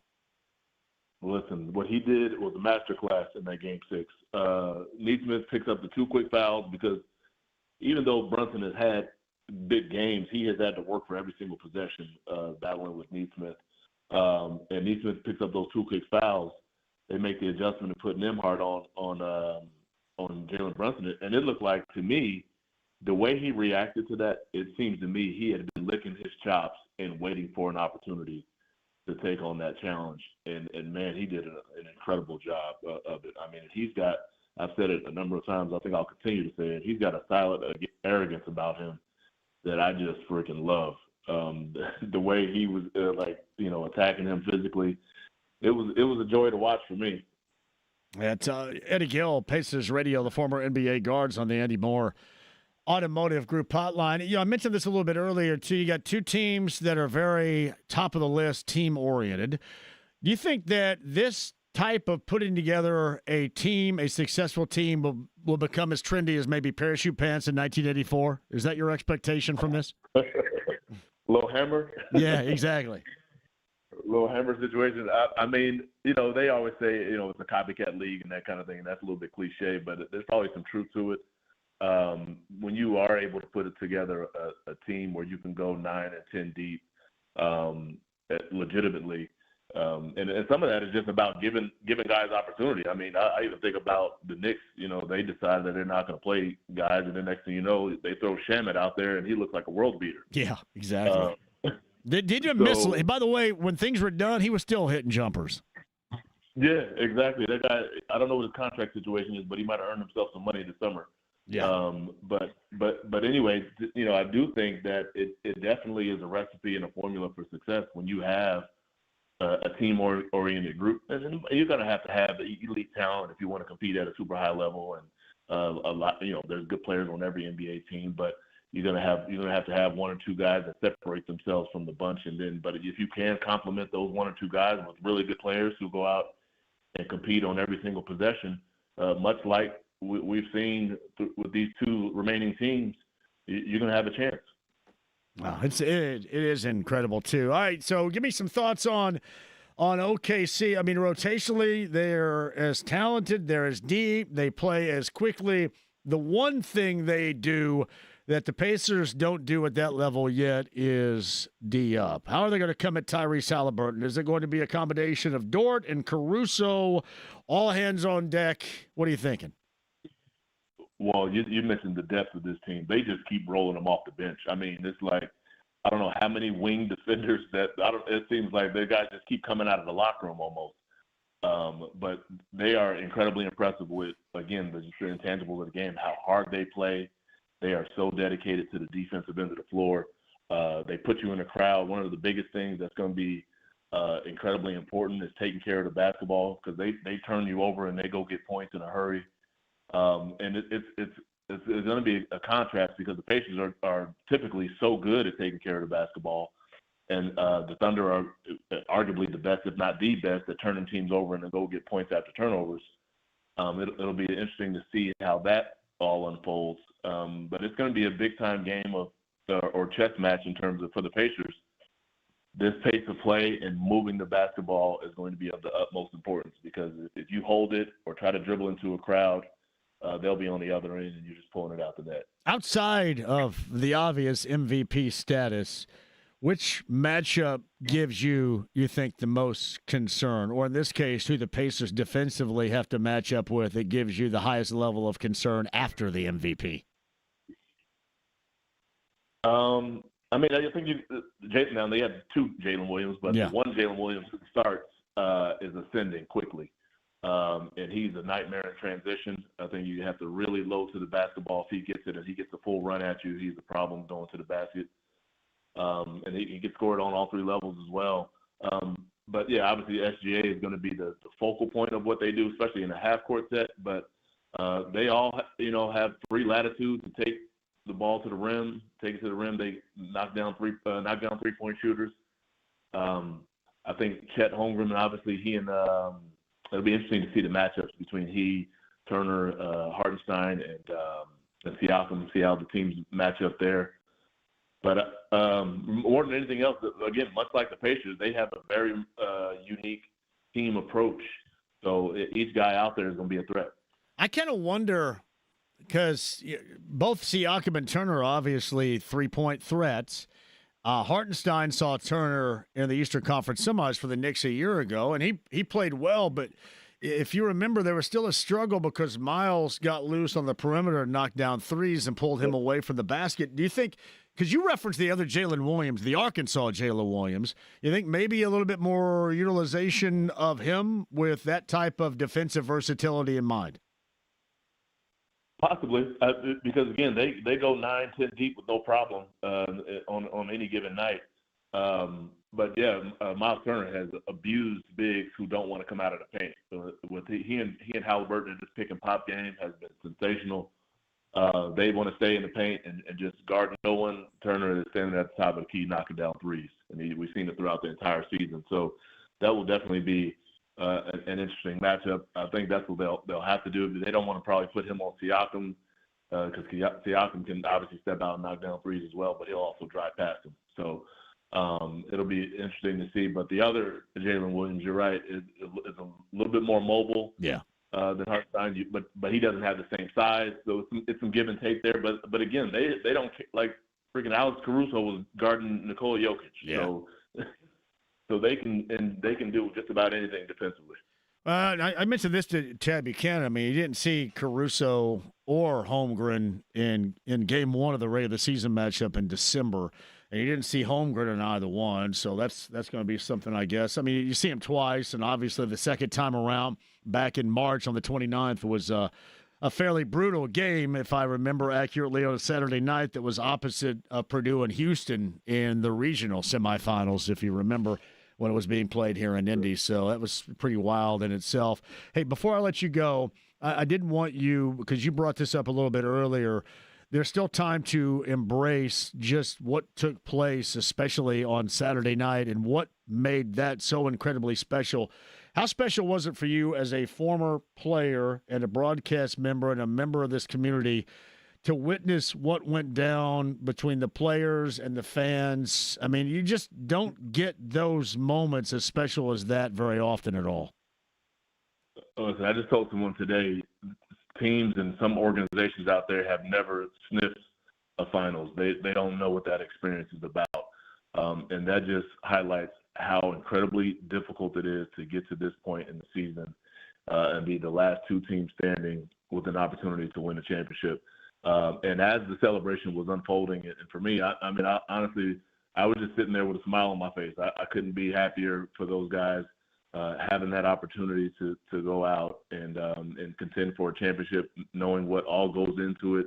You know, dating back to losing in the conference finals last season against the Celtics. You know, from that moment on, you start preparing for the next season and trying to get back to that moment where you can advance and then have a chance to contend for a championship. It's just incredibly difficult. Words can't really describe it adequately. So I was just incredibly happy for him and still am. Well, I know it's a brotherhood out there, too, with former players in mind, and that had to make you feel incredibly good. I was in the building, and it was somewhat of an emotional experience, me being around here forever, and obviously riding every single year, as a fan, as a somebody that talks about them on a daily basis. It was cool as hell to watch the fans get to celebrate with the players. And in that fashion, especially a really good group of players like that, as we can see. It's Eddie Gill on the Eddie Moore Automotive Group hotline. We may do a Friday check-in, if you don't mind, after game number 1, too. I just want to give you that shout. Friday inbound, probably, if that's cool with you. Sounds good. Let's do it. Appreciate you, Eddie. Thank you. Thank you, guys. Have a good one. It's Eddie Gill, the former NBA guard, and, of course, on the Pacers radio network, along with Mark Boyle, Pat Boylan. Fever in action later on tonight. We'll bring that up. We've got Stephen Holder. Jim Irsay's funeral was earlier today. Yes, James? I think they're actually in action tomorrow. Tomorrow night. Did I look that up? I thought I looked it up tonight. Serious? You serious, Clark? Yeah, tomorrow at 7 p.m. That's the first. I guess a good thing. The first time I said that today. Then, so the Fever in action tomorrow night against the Mystics at 7:00. So we're all clear the rest of the way. I mentioned Stephen Holder was at the Jim Irsay funeral a little bit earlier, and we'll get the description from Stephen on that and talk a little bit more about the Pacers back in the NBA Finals and a very proud head coach I know on one side a player exited, on the other a former player was thriving. We'll talk to Tom Crean about Thomas Bryant coming up at the bottom of the hour. Don't go anywhere. It's 93.5, 107.5 The Fan.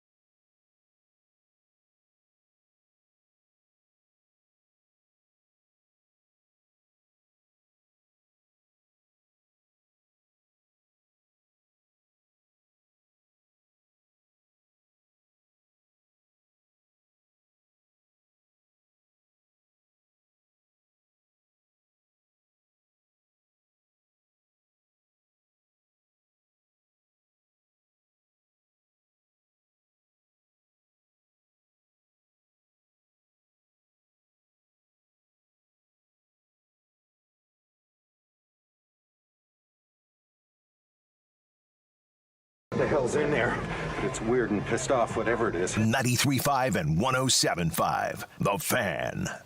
Hey, welcome back. A little bit over this hour. Chad Buchanan, Pacers general manager. Eddie Gill, the former Guard Radio Network analyst. There it is. AAA Membership Lounge via YouTube Live. You're asking me, is that a pink shirt? Yes, this is what I call halfway between douchery and cool. So I got the James Spader, Don Johnson of the 80s look working here. I'm halfway between. I'm douche cool. Douche cool. With the pink rocking today. A little bit of Sonny Crockett, a little bit of whatever James Spader played as a pain in the ass back in a 1980s film. Right between. All right, quick one. Other side, we're going to come back with you at 239-1070. Your thoughts on what was an incredible Saturday night. Stephen Holder was at the Jim Irsay funeral a little bit earlier today. That in reflection, of course, this weekend on what was a fantastic moment. And Tom Crean, bittersweet. One player bounced, but the other thriving on Saturday night in game number 5.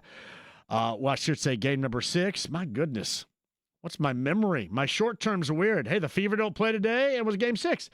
Quick break. We'll come back. Tom Crean, bottom of the hour. Stephen Holder coming up next. Stay right there. 93.5, 107.5 The Fan.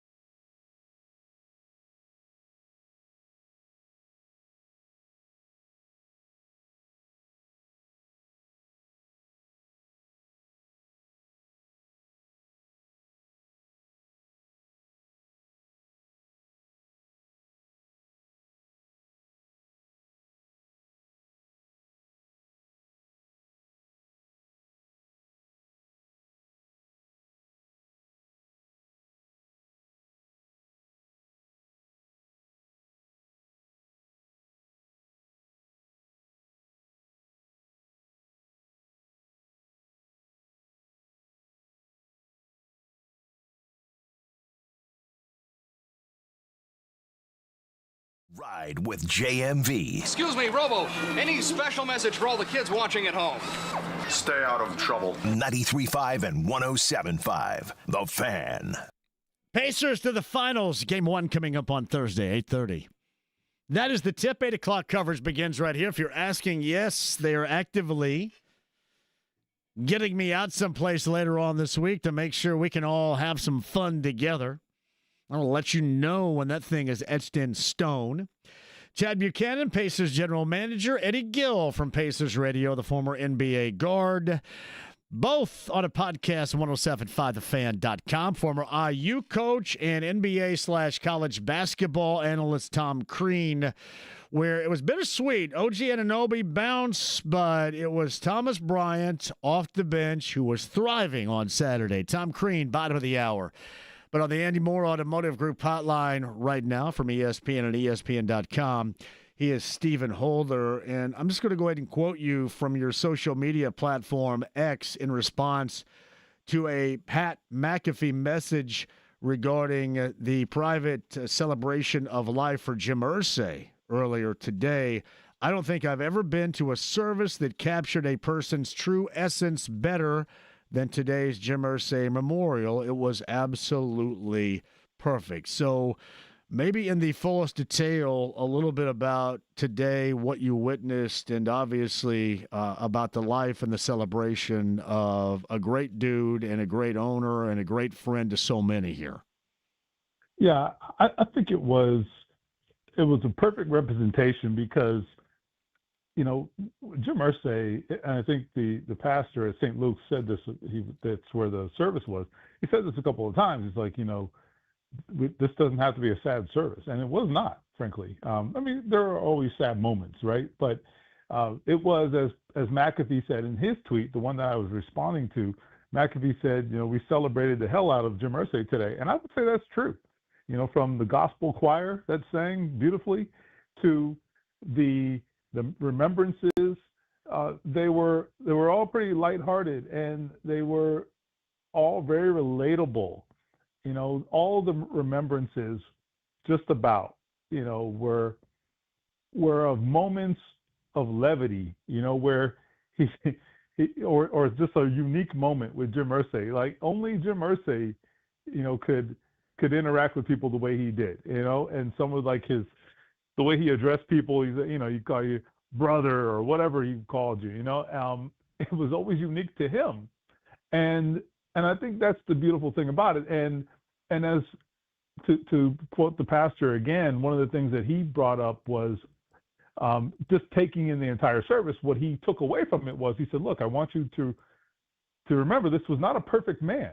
And that was something that was acknowledged throughout. This was not a perfect man, but he said, but the thing that people remembered and will remember is that he helped touch lives, whether it was watching the evening news and seeing a family lose their home and ensuring that they found a way out and reaching out to them in some cases personally. So it's not just writing a check, it's also the human touch and knowing that someone cared. And so the challenge from the pastor was, what are we doing? Are we also touching people's lives? Are we doing something in our own way? You know, despite not being a billionaire, what can we do to also touch people the way he did? And it was actually a very thought-provoking question that I think everybody in the building walked away with pondering. It's Stephen Holder with us, ESPN and ESPN.com, the celebration of life. For Colts owner Jim Irsay a little bit earlier today, that was the private gathering. There is going to be at some point a public celebration of life. Are we any closer to knowing when that is? Have I just missed it here as far as being on the schedule? No, I don't think so. I don't know this for a fact, but I wonder whether they are waiting for the hubbub of the Pacers to die down. I don't know, but that's an educated guess. But I've not heard any details either. I will say that, I mean, you know the man longer than I did. I mean, look, if anybody wanted Colts fans to be able to partake in saying goodbye, it would be that guy. Okay, yeah. There's no doubt about it. And you know, whether it was the the Twitter contest, whatever it was. I mean, no one interacted with fans like Jim Irsay. The $100 bill giveaways at training camp. I mean, whatever, right? I mean, there's no other owner in sports like that. And so I have to imagine that would have been very important to him, that Colts fans could in some way, shape or form, have their own remembrance. And I think that will happen. They have promised that it will. And I don't doubt that it will. I do wonder, though, whether they're waiting for the finals and so forth to pass. And so let the Pacers maybe have their moment, and then they can honor Jim Irsay when the time comes, I imagine. How many former players did you notice earlier today at the private service? Tons. Most of them just kind of, sort of slid in and paid their respects. Edgerrin James did speak, though. And Edgerrin, as you know, really the only – there were not a lot of, notable names that spoke, mostly family and friends. And that's what this was reserved for. But Edgerrin was like family. And so Edgerrin was as close to Jim Irsay as any former player. And you would go to events across the country where Jim Irsay would attend, whether it was the Irsay collection or a random Colts game on the road, and Edgerrin would be in tow. He'd be side by side with him. So you couldn't have two people that were more different, right, in terms of their backgrounds. Here's Jim Irsay, coming up with, somewhat of a privileged background, upbringing and so forth. And then Edgerrin James, growing up, with frankly nothing, right? And just a completely different world. And yet their paths crossed, and they found some common ground in each other, and a bond developed through that. I thought that was one of the coolest things. And I think it says a lot about Jim Irsay, that it doesn't matter who you were or where you came from. I mean, he could find common ground with someone. I mean, I could tell you numerous conversations where he dropped some reference to something, a song or a movie or something. I'm like, sure. Wait, you saw that movie? Or just how do you know about that? Whatever it was, and the man just found a way to find common ground with anybody he was in a room with. And I think that's just a really unique quality that only the best among us have. Well, and part of the common ground, because we know the last X message, because he is active, those with him were active in social media, as you referenced earlier, and we know the last message was "Go Pacers," and it's not lost on any of us, how cool it would be, and he would feel this run the Pacers, are making right now to their second NBA Finals and first in 25 years. And, his last reference was, good luck Pacers moving forward, and, how much he would enjoy just exactly what the Pacers and the fans here in the state of Indiana are going through right now with him. Yeah, one of the things that was brought up today was that Indianapolis was not Jim Irsay's hometown, right? I mean, he grew up in the Chicago suburbs. His family acquired the team in Baltimore in the 70s. So there was a long stretch where Baltimore was his connection to the NFL. And then the team randomly moves here, right, in 1984. So he was, I don't know how old he was at that point, but he was an adult. So look, this was not his hometown, but as the point was made today, he embraced Indianapolis and adopted this and made it his hometown. And he represented this city, good, bad, or otherwise, right? I mean, he felt a connection to this city and always felt it very, very important that this city was reflected well by what was happening here, the future of the city, all those things. It was very, very close to his heart. So, I mean, he's raised his kids here, right? All of that. So I do think that was an important point that was made today. And not everyone is that way, right? I mean, there are lots of absent owners in sports, in pro sports, who live in other cities and have ties elsewhere, and they don't necessarily have the same connection to the city that Jim Irsay did. I think it's very notable that he did have that connection, even though it was not his home. He made it his home by choice and embraced the city till the very, very end. Stephen Holden of ESPN and ESPN.com. He's on the Andy Moore Automotive Group hotline. I do digress with talking about the Colts from the service privately performed earlier today to last week with the OTAs. Anything you come up with as far as a thumbnail sketch of description, what Colts fans can take away from it through your words? Yeah, well, we'll get more this week as well, and then 3 days next week. So looking forward to that. 1 day this week, and then the mini camp in full next week, 3 days of actual viewing by reporters. So more to come. But I would say a couple things. Number one, Tyler Warren is going to be a guy. Like, not breaking news. I understand that. But sometimes with rookies, it takes a little while, and it still might. Okay, this is just they're playing freeze tag. Let's be honest, right? I mean, this ain't real football. But when he was out there with the rookies in rookie camp, he looked like a different guy than the rest of them because he should, right? So you want to see, can he fit in and look like a guy when he gets out there with the vets? And I would say he passed that test. So far, he is checking every box. And I have no doubt that man is going to touch the football a lot, and he's going to be a difference maker for the Colts this season. I think it could happen immediately. So that's what I'd say. And then with Anthony Richardson, I do think that what we saw was positive from him.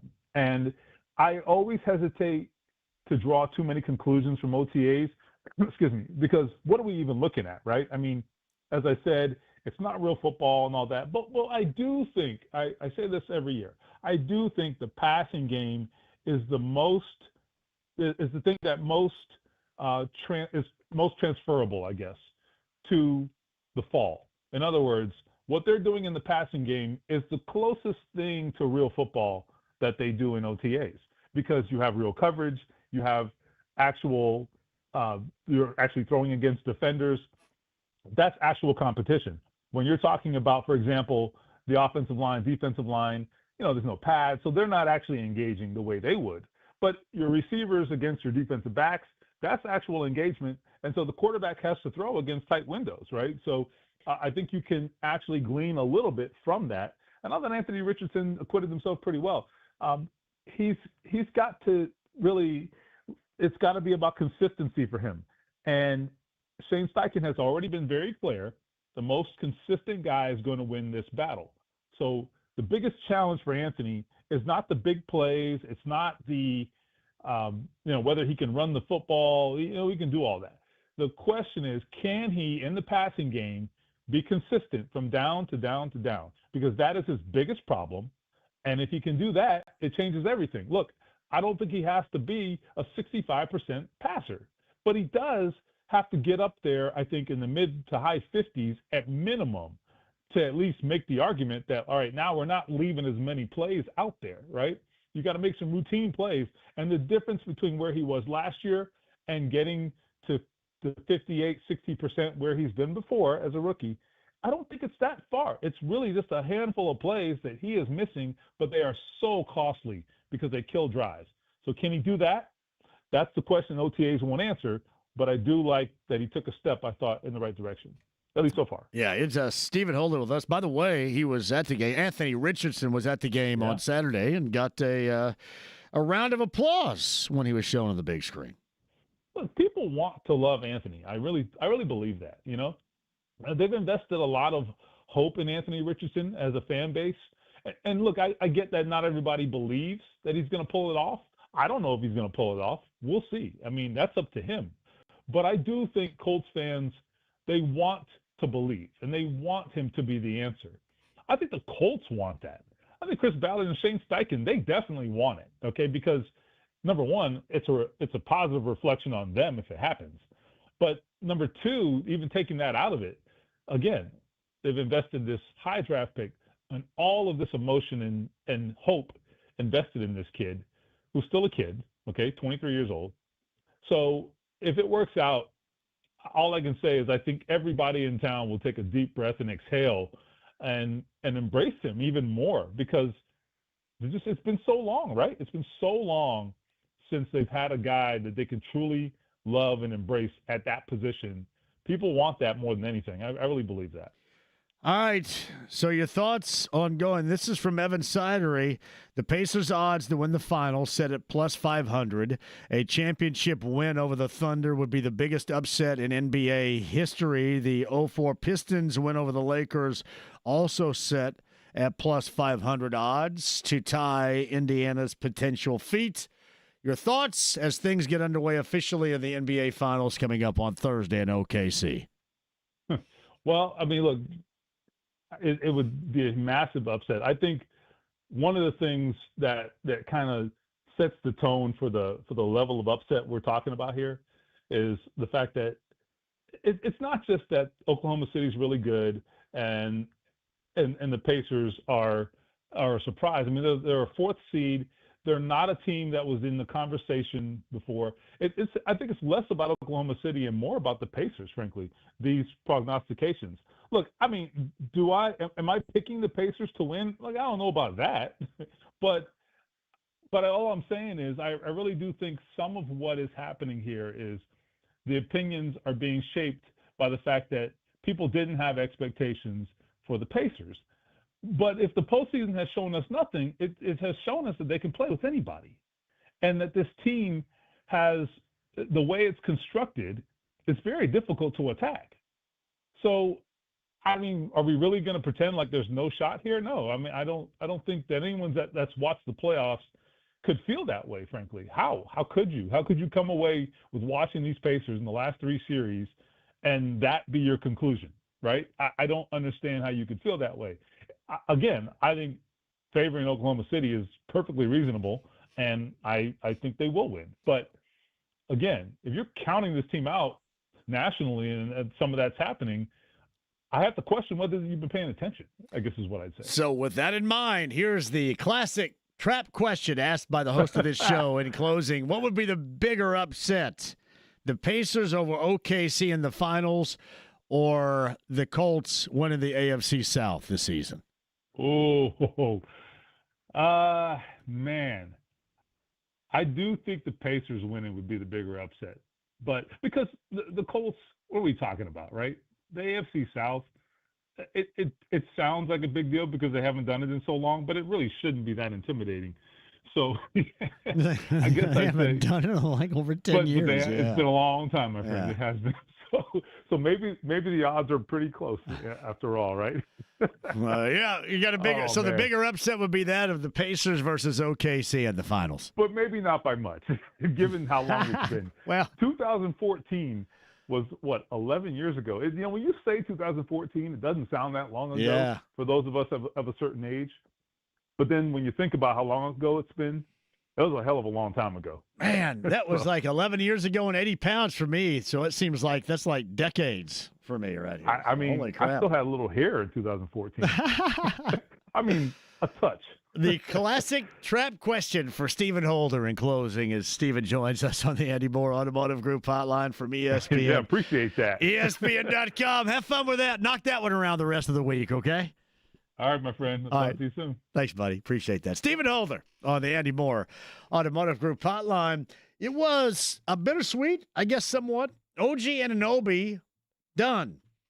Thomas Bryant continues and thrived in the environment on Saturday night. His former head coach, Tom Crean, as to why we witnessed the Thomas Bryant game on Saturday night in the Eastern Conference Finals. We call it that. Tom Crean, the former IU coach, also doing a lot of observations for the NBA draft, which is upcoming as well. Tom's going to join us coming up on the other side. Don't go anywhere. It's 93.5 and 107.5 The Fan.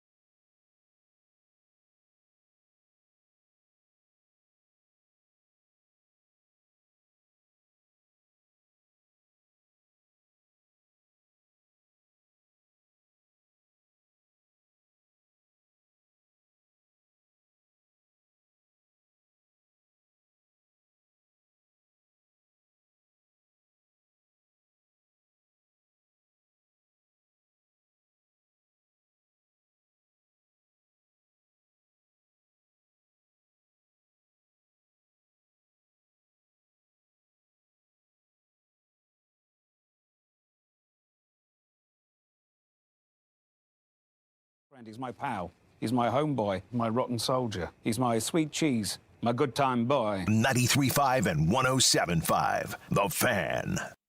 On top, Bridges to the left edge, Anunoby looking into the post. Towns has it against Siakam.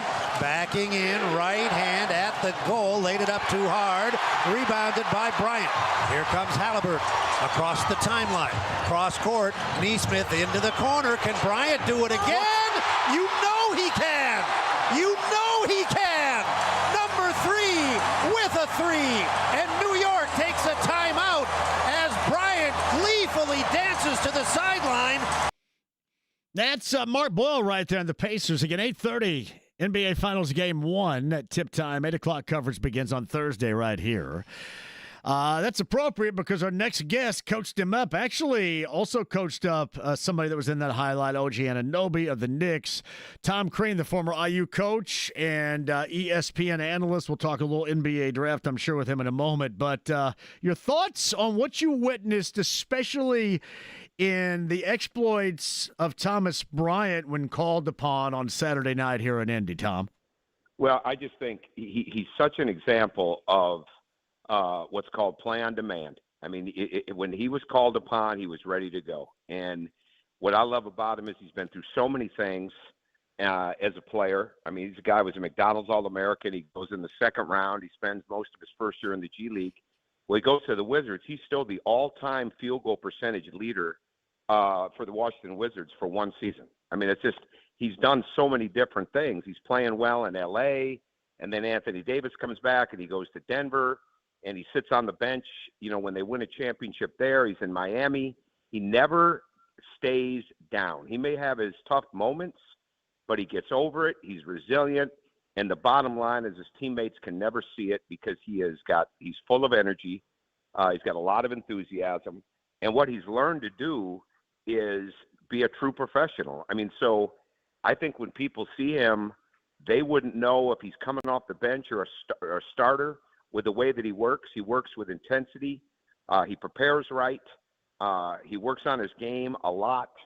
And when he was called upon the other night, he was ready to go. And it really wasn't shocking at all because he's really an outstanding shooter. And it was really great to see him do that. Was it at all bittersweet for you having coached both Anunoby and Thomas and having obviously one of the others going to end up winning in that situation right there, and it was Thomas? How'd you feel as their former coach watching it? Well, I don't root as much. It's like there's no – when you have a situation like that, you're happy for both. You're kind of wrapped up in how both are playing. But to me, like, you're not rooting. But when you see, like, OG had a great game that night too. They just didn't win the game. And OG has done so many good things. I think the good thing for OG was the season that he had.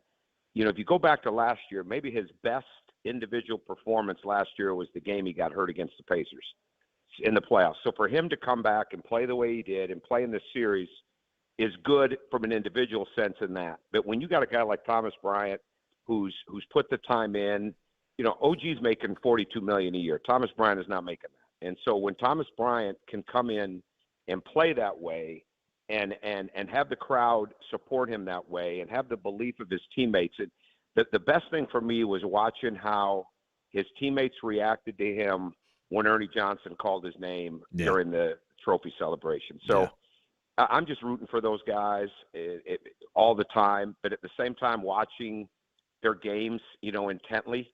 And so to see him play that way and he makes his first shot like that, and it was fantastic. Now the block of OG that's one you just go, wow. You know, I've seen that before. I've seen that in practice. You haven't seen it in the Eastern Conference Finals. So that was pretty cool too. Yeah, the thing I thought was cool is Thomas was very emotional after the game, kind of sitting up against the scores table, and I thought almost all of his teammates came over and you know, gave him some love and pats on the back and such because of that game, but also because it was almost like this was a profound moment in his life with getting through things of what you just explained, and you could tell that there was a lot of recognition going on with his teammates at that moment for him after the game. Oh, there's no doubt. There's no doubt. And again, you know, he won a championship and he went to Denver probably at the end of the day, he should have never left L.A. I mean, he was doing a great job in L.A., and Anthony Davis came back, and I don't know who convinced him it was a good idea to potentially move on, but it wasn't, because he won a ring in Denver, but he didn't really get much opportunity in Denver, or he didn't, the opportunity he didn't keep getting it.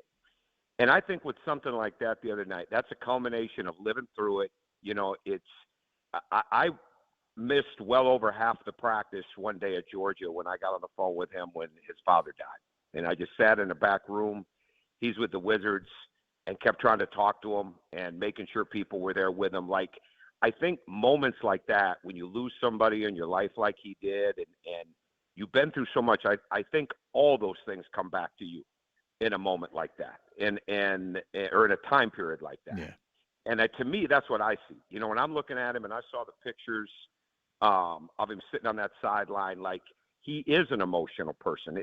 The emotion that he plays with is a blessing and a curse, right? Because sometimes the emotion can get the most of him. He's been in some skirmishes and fights and things like that. But at the end of the day, because he has that energy, that emotion, that enthusiasm to play, because he has a motor, he's never, ever been a bad teammate to me. That doesn't mean he doesn't have bad days, because everybody does. But he's never, ever been a bad teammate. And I think you'd be hard-pressed to find people that aren't inspired by playing with him and the way he comes each day. And I think that's probably why they responded to him the way they did too. It's Tom Crane on the Andy Moore Automotive Group hotline. So how do you manage as a coach?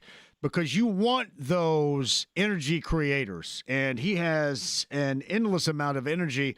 But as you mentioned, how do you coach him up to make sure that there is a line before you go too far and stay with the creation of that energy? Because sometimes that can also have a not so profound effect on what's going on out there.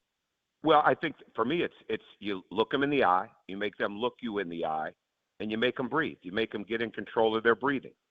And but like with me, with Thomas, it was always, and Chuck Martin was like this with him too, as assistant on our staff.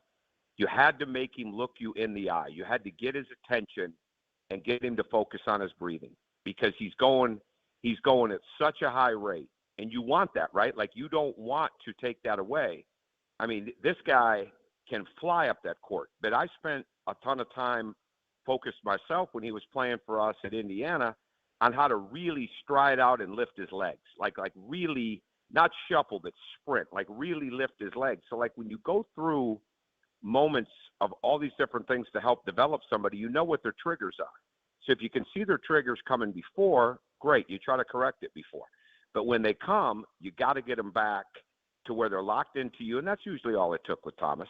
A couple deep breaths, lock back in, listen to what's being said, and go and play. But the last thing you want to do is temper down his energy that he gets from that emotion, because as you've seen, he's not making a ton of mistakes with it. He may foul, he may get mad at a ref, he may throw an elbow, but he's a very efficient player. He's efficient inside, and he's definitely developed that stroke, and you want him in the game because of that energy.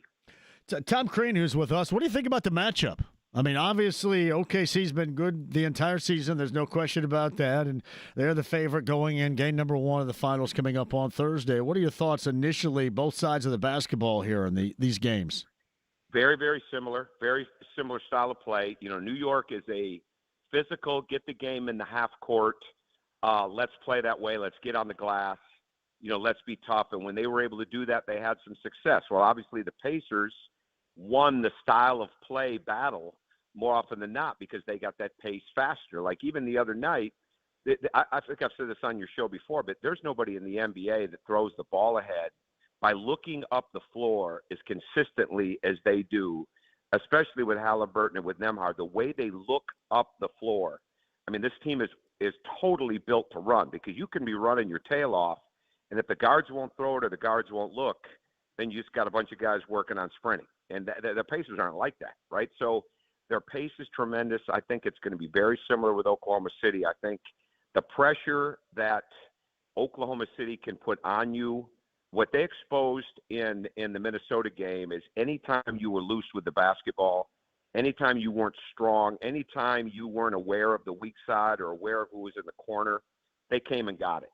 And I would think there's going to be some moments like that when this series starts. Like, Indiana's good with the ball, but I mean, they force you to go to a whole other level with how strong you are with the ball and how aware you are with the ball, because there's so many guys that can take it from you, defending you on the ball, and then can come off the ball. But the Pacers can do a lot of the same thing. I think it's going to be more similar to what it was the other night when they really got up and got into New York above the half-court line or right at half-court, and they really made it hard. And that's why I think there's going to be some similarities with that. I think it's like a lot of things. The points off turnovers is going to be a huge, huge part of this as people watch the game. And I think transition defense is going to be big because the points off turnovers, Oklahoma City's tremendous at that. Well, getting out and running the break consistently inside of a game, the Pacers are the best at that. So I think it's going to be some high-scoring games. I think the teams that take care of the ball, make the next pass, get the extra possessions, whether it's off turnovers or second shots, is going to have the best chance. But anybody that thinks this isn't going to be a long, deep series, I don't agree with that at all. I definitely think it is. It's 45 and I think 30-plus in 2 games during the regular season for the MVP, Gilgeous-Alexander, against the Pacers. And I think what's been made most of this postseason has been the opportunities he gets from the free throw line. If you're the Pacers defensively, how do you approach trying to curb that? Because easier said than done, Tom, I guess, in this case. Well, I think you got to turn it around to him on the other end. I mean, you've got to drive him. You know, I thought there were times Minnesota could have done way more of that, and they didn't want to leave Anthony Edwards, with Lou Dort. Now, Lou Dort, you've got to have great movement no matter what you're doing against Oklahoma City because of the way that they can deny and take you out of actions. But I think the other big thing is going to be that you got to make him work really, really hard defensively and try to get him in a little bit of foul trouble. But I think the Pacers have good defenders. I think one of the biggest reasons the Pacers are so much better, I think I've said this on your show before, but I get this from Thomas, that the talk of that team is so much better, right? And I think a lot of it, Halliburton makes the team go. Well, he also might be the most improved player of the season because he didn't start out so well. He didn't have, to me, a great summer. There weren't a lot of things that he seemed to have added to his game. Well, now he's at a high level because he's playing with such confidence and he's playing very efficiently. So I think you got to make Shai Gilgeous-Alexander guard heavily. You got to keep him in the actions, and you've got to show help early. Like, you can't be reacting late. And then the other thing he does so good is you want to be up in his body, but man, you do not want to let him be able to connect and get the elbow into you, get the shoulder bump into you, because he's so good at drawing that contact. And I think the NBA playoffs have shown he's going to get the benefit of the doubt on those calls.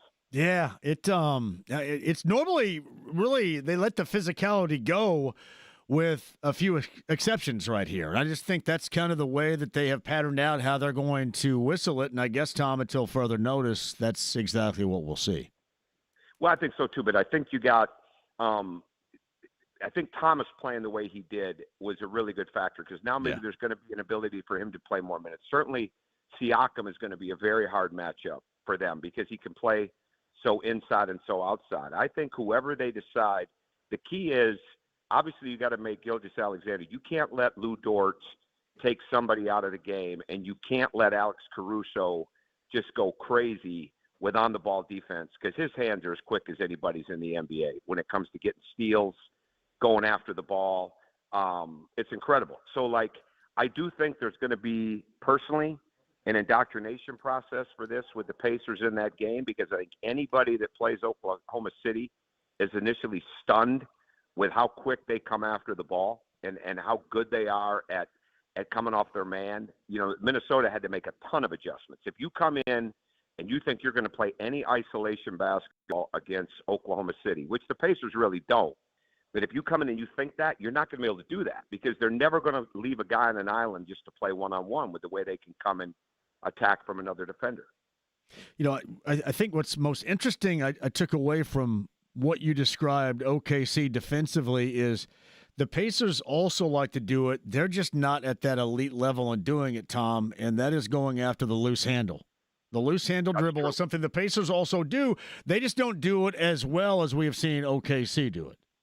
Well, but again, they showed enormous pressure the other night, and that's where Nembhard has made so many strides. I coached against him for a couple of years when he was at Florida. I always thought he was an outstanding guard. R.J. Barrett got most of the attention when those two were coming up together, but Nembhard was always really good. But Nembhard was a solid defender. Nembhard is a way better defender. And the other thing that Nembhard can do, that OG has told me this, he thinks Nembhard is the best at driving with and going through the help. So when he's being guarded, okay, if you come over to help, he can drive, he can split that. Not just splitting a pick and roll, but splitting the help. And OG's been saying that for 2 years, in the sense of what Nembhard can do. Well, with that being said, that's something that Oklahoma City is very, very good at. They're very good at coming off the ball and getting after you, getting a deflection, getting a steal. And that's where Nembhard's abilities, if he is that good, that's going to be a benefit for the Pacers. So Tom Crean is with us, the former IU coach, ESPN analyst. You've been doing a lot of work pre-NBA draft as well. We're going to get you on a little bit further down the road to talk exclusively about that. But eyeballing some of the work that you've done so far, what's your thoughts as we're less than a month away from the draft now? Well, I think it's even more wide open at number 2 than people think. I mean, Dylan Harper from Rutgers is maybe the guy everybody sees. But that could go different ways. I think there's numerous teams outside of Dallas that are looking and willing to make trades if the deal is right. I think there's going to be a lot of movement leading up to that. I think there'll be veterans. So it's really, really hard to forecast who's going to go where, knowing that as you get closer to the draft, there's likely going to be some trades. But I think Dylan Harper, I think the kid Ace Bailey, who obviously Rutgers didn't have a great record. They have good talent. They didn't have as many other guys around those two players. I think there's a couple of guys in this draft like Ace Bailey, like Trey Johnson, that you look at those guys in a couple of years. Carter Bryant, who plays at Arizona.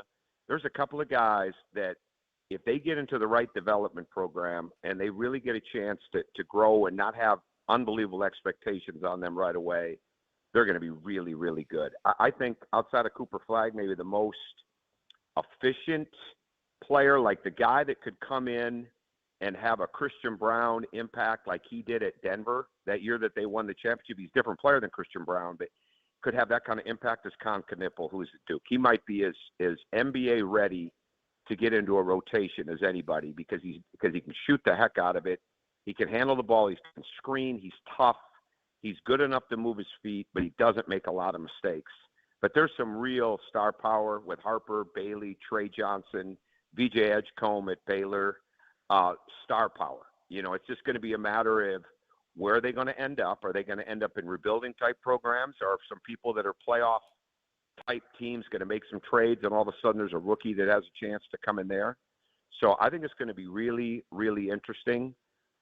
In a lot of respects. I think the two kids at Illinois, Kasparis Yakuchanis and Will Riley, are going to be maybe not as high as people think, but they're going to be two really, really good picks inside of that draft.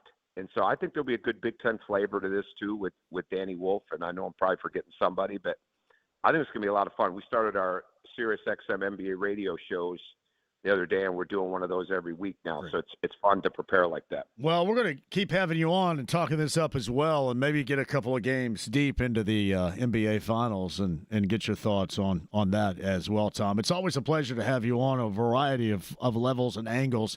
We appreciate that very much, and enjoy the Finals and enjoy that work leading up to the draft, too. We'll have you back on soon. Thanks. I appreciate it. Anytime. You got Tom Crean right there on the Andy Moore Automotive Group hotline. Some really good stuff per usual. Quick break. We'll come back, close out this show, get you set for the rest of the week, and hopefully a road show coming up later on this week as well, especially on Thursday. Maybe not chatting that up because the information's not there, but I'll bring it up and talk you up to close out at 239-1070 next.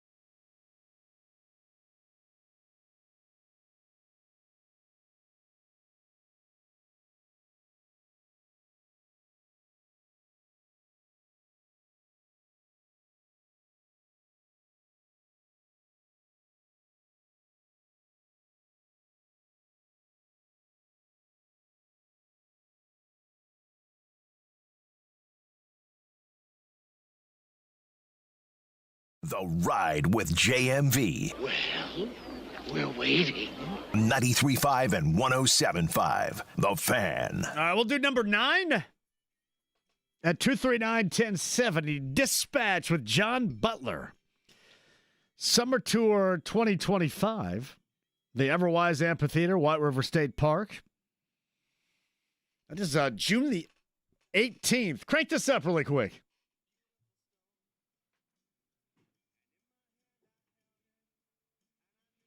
Oh, this is going to be a hell of a summertime show right here.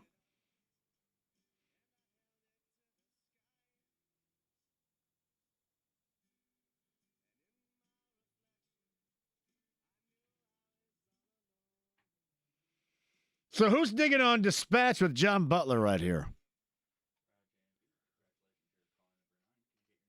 Great spot, by the way, at Everwise. That is Wednesday, June the 18th. Number 9 at 239-1070 will go, and will go on us. Thank you very much. More coming your way tomorrow. James, let's go 239-1070. Give me Todd really quick on line 3, James. Hello, Todd. How are you? Hey, John. You got me clear? Go ahead, Todd. Yeah, I'll go rapid fire. Great interviews today, by the way. Thank you, bro. Per usual. One of the things that came up with Holder, the odds on this being the most lopsided series of all times. The problem I've got with that, and here's my grievance, they're basically telling me if it were the Celtics, the Knicks, or the Cavaliers playing Oklahoma City, who'd be favored regardless, I believe. Yeah. They're saying they would have a better chance than Right. the Pacers, and I think that's ridiculous. I believe we beat the Celtics with Tatum the way we're playing right now. This is my 2 cents. I mean, I'm just telling you. Yeah. I mean, listen, they got swept a year ago. Don't get me wrong, but they some of that was just done on their own. So I mean, I would agree with you. I would agree that they would have every chance in the world to advance, and things certainly would not be that drastically different. But anyway, I get where you're going. I do. Yeah, this seems way closer Yeah. than those odds. This seems way closer. Well, I mean, than and those part odds. of the Celtics issue, obviously, was with Tatum and the injury. But the other part about that is, too, and thank you, Todd, for the call, was Porzingis' situation, too. Give me Anthony really quick here. Anthony, hello. JMV, my man, what's going on? Go really quick because the clock is running here. I'm sorry. I apologize for that. You convinced me a couple years ago, everyone, you're the Miles Turner guy. He's going to be the difference maker, man. And Carlisle needs to sit down and figure out whatever the heck's going on with him and Mathurin. And because he's got to be unlocked for this series. And Miles Turner can't get pushed around like he did with Mitchell Robinson. He's got to be in Hartstein's rear, getting him out of the way, making sure we can rebound the ball, and we should have every shot. You got it. Win this series. Anthony, thank you. I'll give you more time tomorrow. Bill, more time tomorrow. And Todd, we had to go to more time tomorrow as well. Tom Crean, Stephen Holder, Eddie Gill, and Chad Buchanan, podcast 1075thefan.com. James, great job out of you. A busy, incredible week coming up. Don't miss a second with us. We're back tomorrow at 3. Have a great night.